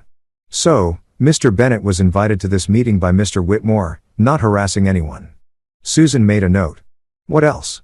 "There's the matter of Mr. Bennett using his relationship with Mrs. Whitmore to gain information about Miss Martinez's personal life and employment." Jeremy almost laughed. "Are you seriously suggesting that two people who've both been cheated on can't discuss their situations? That's absurd. It's strategic and manipulative. It's friendship and mutual support." The mediation devolved from their accusations and counter-accusations, legal posturing, and barely contained hostility. By the time we broke for lunch, nothing had been resolved except that everyone was angry and the divorce had officially become ugly. Elena caught me in the hallway. "Can we talk privately?" I looked at Jeremy, who nodded. "5 minutes, I'll be in the lobby." We found an empty conference room. Elena closed the door and leaned against it. And I saw that under the anger, she was afraid. "This is getting out of control," she said. "You're the one who filed harassment claims. That was Patricia's idea. And Daniel's. They said we needed to establish boundaries. To protect," she trailed off. "To protect what?" "Daniel's reputation, his marriage, both of which are already on fire because of his own actions. He's furious at you. At Victoria, at me for bringing you into his life. You brought me into his life. Elena, you're the one who started sleeping with him. I'm just a consequence you didn't plan for." She moved away from the door. Pacing. "Victoria's filing for divorce. Did you know that?" "Yes. And you encouraged her." "I supported her decision to stop living a lie." "There's a difference. Daniel says she's trying to ruin him. That she timed this to cause maximum damage to his reputation. That she's going to take half of everything and destroy the company." I almost laughed. "Daniel has $200 million. She's entitled to half of what they built together over 12 years. That's not ruining him. That's basic contract law. He's talking about contesting the prenup. Says she violated the fidelity clause by being friends with me. Good luck proving that." Elena stopped pacing and looked at me directly. "Are you sleeping with her?" "That's none of your business." "So you are." "I didn't say that. I said it's none of your business." You gave up the right to know about my personal life when you started your boss. She flinched. I know you're angry. I'm not angry, Elena. I'm done. There's a difference. Anger requires me to still care about what you do, who you're with, whether you're happy. I don't.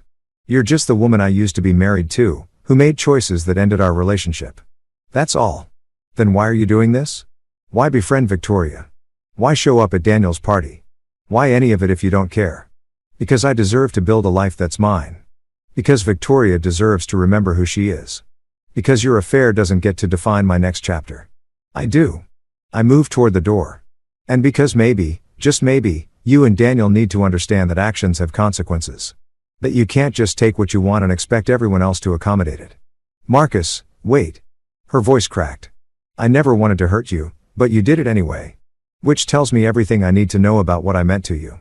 I left her in the conference room and found Jeremy in the lobby. We're done here. Tell Susan we'll review whatever agreement they propose, but I'm not sitting through any more accusations. Agreed. Though, Marcus, this is going to get uglier before it gets better.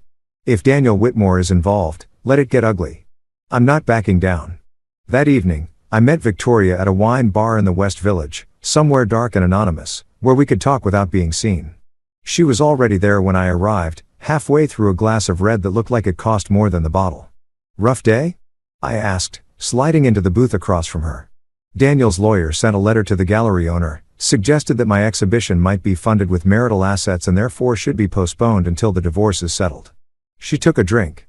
My father's lawyers responded within an hour, pointing out that the gallery lease is in my name, funded by my trust fund that predates the marriage, but it rattled the owner. She's nervous about being caught in the middle. Will she back out? No. My father made some calls, reminded her who my family is, what connections we have. She's committed. Victoria smiled without humor. Nothing like threatening someone's livelihood to secure their loyalty. That's not like you. Maybe that's the problem. Maybe I've been too nice, too accommodating. Maybe it's time to use the resources I have instead of pretending I don't come from money. I studied her. She looked tired. The kind of exhaustion that came from constant vigilance rather than lack of sleep. Are you okay? Really? I don't know. I thought I'd feel liberated, free. Instead, I just feel exposed. Like I've been living in a gilded cage for so long that now that the door's open, I don't remember how to fly. You're remembering the exhibition, the studio, standing up to Daniel. That's all you're remembering. Is it? Or am I just trading one form of dependence for another? She looked at me. Be honest, Marcus. Am I using this whatever this is between us as a crutch to make leaving Daniel easier? The question landed heavy between us. I thought about it seriously because Victoria deserves serious answers. Maybe, I said, but I'm probably using you, too. Using our friendship as proof that I can build something new, that I'm more than just the husband Elena left. We're both broken people finding pieces of ourselves in each other. Is that using? Or is that just what connection looks like when you're healing? I don't know. Neither do I, but I know it feels real. And I know I care about you. Genuinely care in a way that has nothing to do with Daniel or Elena or revenge. Victoria reached across the table and took my hand. I care about you, too. That's what scares me. What if we're building something on a foundation of pain? What if when the divorce is over and the anger fades, we look at each other and realize we were just trauma bonding? Then we deal with that when it happens. But Victoria, I don't think that's what this is. I think we're two people who understand each other because we've been through the same betrayal. Yes, but we're also two people who genuinely like each other, who have real conversations, who support each other's growth. That sounds very healthy and mature. Are you disappointed? She laughed. No, just surprised. I expected revenge to feel more dramatic, more cinematic. Instead, it feels like therapy with better wine. My phone buzzed. A text from an unknown number. This is Victoria's number. Daniel has my phone. He's reading our messages. Be careful what you say. The best. I showed it to Victoria. Her eyes widened. He took my phone. When? Probably when you were asleep or in the shower sometime. He had access that manipulative. She stopped, took a breath. He's looking for evidence. Something to use against me in the divorce. Will he find anything in our texts? No. We've been careful. Friends discussing art and life. Nothing inappropriate. She paused. Though the subtext might be obvious to someone looking for it. Let him look. We haven't done anything wrong, haven't we, Marcus? We're planning to destroy our spouse's relationship. We're supporting each other through divorces that are at least partially motivated by revenge. That's not exactly innocent. It's not illegal either, and it's definitely not inappropriate compared to what they've been doing. Victoria pulled out a laptop from her bag. I hadn't noticed she'd brought it. I need to show you something. The pie I hired sent me the full report yesterday. She opened a folder of photographs, Daniel at hotels with different women, credit card receipts, calendar entries that didn't match his claimed locations. But what caught my attention was a series of emails between Daniel and Elena. Read this one, Victoria said, pointing to a message dated 3 weeks ago from Daniel Whitmore. 2. Elena Martinez. Subject: Concerns. Elena: Victoria suspects nothing. She's too absorbed in her charity work to notice I'm barely home. As for your husband, he's a non-issue small-time architect with no connections, no leverage. Even if he knew, what's he going to do? Stop worrying. Everything is under control. D. I read it twice, feeling something cold settle in my chest. Not hurt, I was past hurt, but anger. Not the hot, reactive kind. The cold, calculated kind that built plans. Non-issue, I said. Good to know what he thinks of me. There's more. Victoria clicked to another email from Elena Martinez to Daniel Whitmore. Subject: Concerns. I know you're right.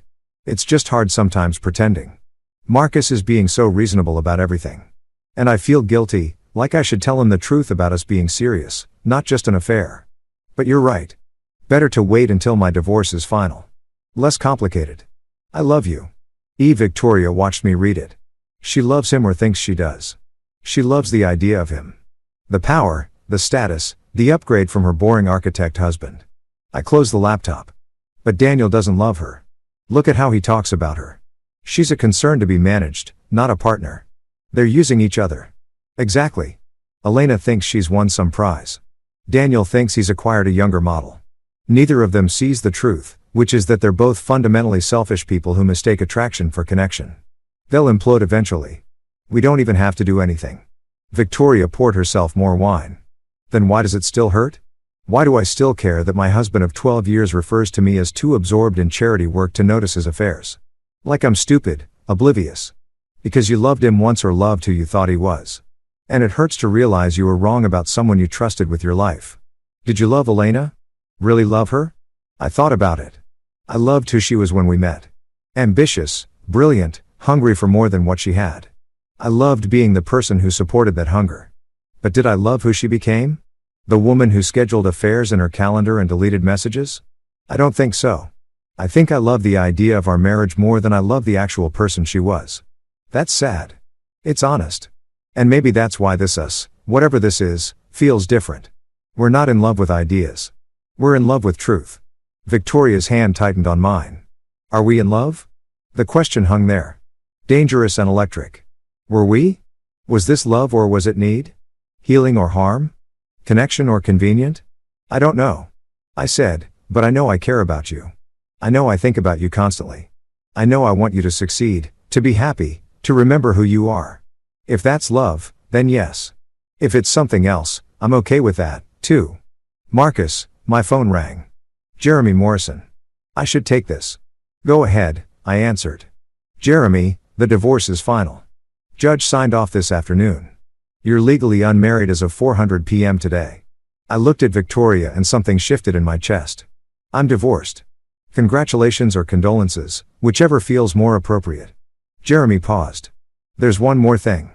Elena's lawyers filed a response to our settlement agreement. She's contesting the division of the Vermont property. Says she has stronger emotional attachment than initially claimed. Of course she is. Let her have it. I don't care about the property. You sure? It's worth close to $500,000. I'm sure. I want to be done. Jeremy, completely done. No strings, no shared assets, nothing that keeps me tied to her. Understood. I'll file the acceptance tomorrow. After I hung up, Victoria was watching me. You're free legally? Yes. How does it feel? Like standing at the edge of something. I could fall or I could fly. Not sure which yet. Victoria stood up and held out her hand. Let's find out. Where are we going? My studio. I want to show you the final layout for the exhibition. And I want to kiss you without wondering if we're crossing some line. My heart kicked. Victoria, we're both single now. Both free. Both building new lives. If we want to see where this goes, we can. No guilt, no betrayal, just us. I took her hand and stood. Just us. We left the wine bar and walked through the West Village. Two people who'd been broken by the same betrayal, finding each other in the wreckage. The night was cold, but I barely felt it. We were free, both of us. And whatever came next, love or healing, revenge or resurrection, we'd face it together. 3 months later, I stood in front of my mirror adjusting the same charcoal tie Elena had bought me, preparing for the moment I'd been building toward since that first bourbon with Victoria. Whitmore Industries Spring Gala, the company's biggest event of the year, and I was attending as Victoria Ashford's date, not Victoria Whitmore anymore. The divorce had been finalized 2 weeks ago, brutal in public, with Daniel forced to write a check for $85 million and watch his carefully constructed image crumble in the business press. Victoria's exhibition had been a triumph. Critics called it a resurrection of curatorial vision and the return of a major voice in contemporary art. She'd been offered positions at 3 museums. She'd turned them all down to start her own independent curatorial practice. She was in every sense herself again. My phone buzzed. Victoria, ready? Almost. You wearing the red dress? Daniel hates it. I smiled. Perfect. We arrived together and I watched heads turn as we entered. Victoria in red, stunning and confident. Me in my suit. No longer invisible. No longer the accommodating husband who made himself small. Daniel stood in his usual spot, center of the room. But something had shifted.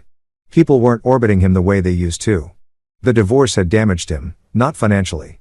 He had money to spare, but reputationally. The affairs had gone public. The business press had questions about his judgment. And on his arm, looking less radiant than she had 3 months ago. Elena, she saw us first. I watched the recognition, the fear, the complicated mathematics of seeing your ex-husband with your ex-lover's ex-wife. Then Daniel turned. Our eyes met across the room. I took Victoria's hand and walked straight toward them. Daniel, Victoria said, her voice pleasant and cold. Elena, what a surprise, Victoria. Daniel's voice was tight. Marcus, congratulations on the gala, I said. Beautiful event. Elena looked between us, trying to find safe ground. You two look happy. We are, Victoria said simply. Marcus, let me introduce you to some people. We moved through the party and I felt Daniel's eyes following us. Victoria introduced me to board members and investors and I was charming and professional and completely unbothered because that was the revenge. Not destroying Daniel. He'd done that himself. Not winning Elena back. I didn't want her. The revenge was standing in his territory with his ex-wife on my arm. Proving that I'd built something better from the ashes of what he'd destroyed. Later, Victoria and I stood at the bar. Daniel approached alone. Victoria, he said. Can we talk? We have nothing to discuss. Please 5 minutes. She looked at me. I nodded. I'll be here. They moved to a corner and I watched Daniel try to salvage something pride maybe or control. Victoria's face remained impassive. When she returned, she was smiling. What did he say? I asked. That he made a mistake. That he wants to try again. That he realizes what he lost. She took my hand. I told him I didn't care. That I'd already found something real. Have you? She looked up at me. And in her eyes, I saw everything. We'd built. Friendship and healing, revenge and resurrection, truth and connection. Yes, she said. I think I have. I kissed her then. In Daniel Whitmore's company party in front of everyone who'd watched our marriages crumble and our lives rebuild. When we pulled apart, I saw Elena watching from across the room. Not angry, not jealous, just sad, like she was beginning to understand what she'd traded for power and status. Ready to leave? Victoria asked. Absolutely. We walked out together, leaving the party behind. As we reached the elevator, I turned back for one last look. Daniel stood alone in the center of his kingdom, surrounded by people, but utterly isolated. Elena beside him, looking like she'd won a prize that was already tarnishing. And I felt nothing. No anger, no satisfaction, just the quiet certainty of someone who'd built something better. The elevator doors closed and Victoria leaned against me. Thank you, she said. For what? For seeing me. For helping me remember who I was. For being real when everything else was performance. I kissed the top of her head. Thank you for the same. We rode down in silence. And when we stepped out into the spring night, I felt like we were stepping into our actual lives. Not the ones we'd performed for other people, the ones we'd built for ourselves. Where, to? Victoria asked. Anywhere, everywhere. Wherever we want, she smiled. I like the sound of that. We walked into the night together.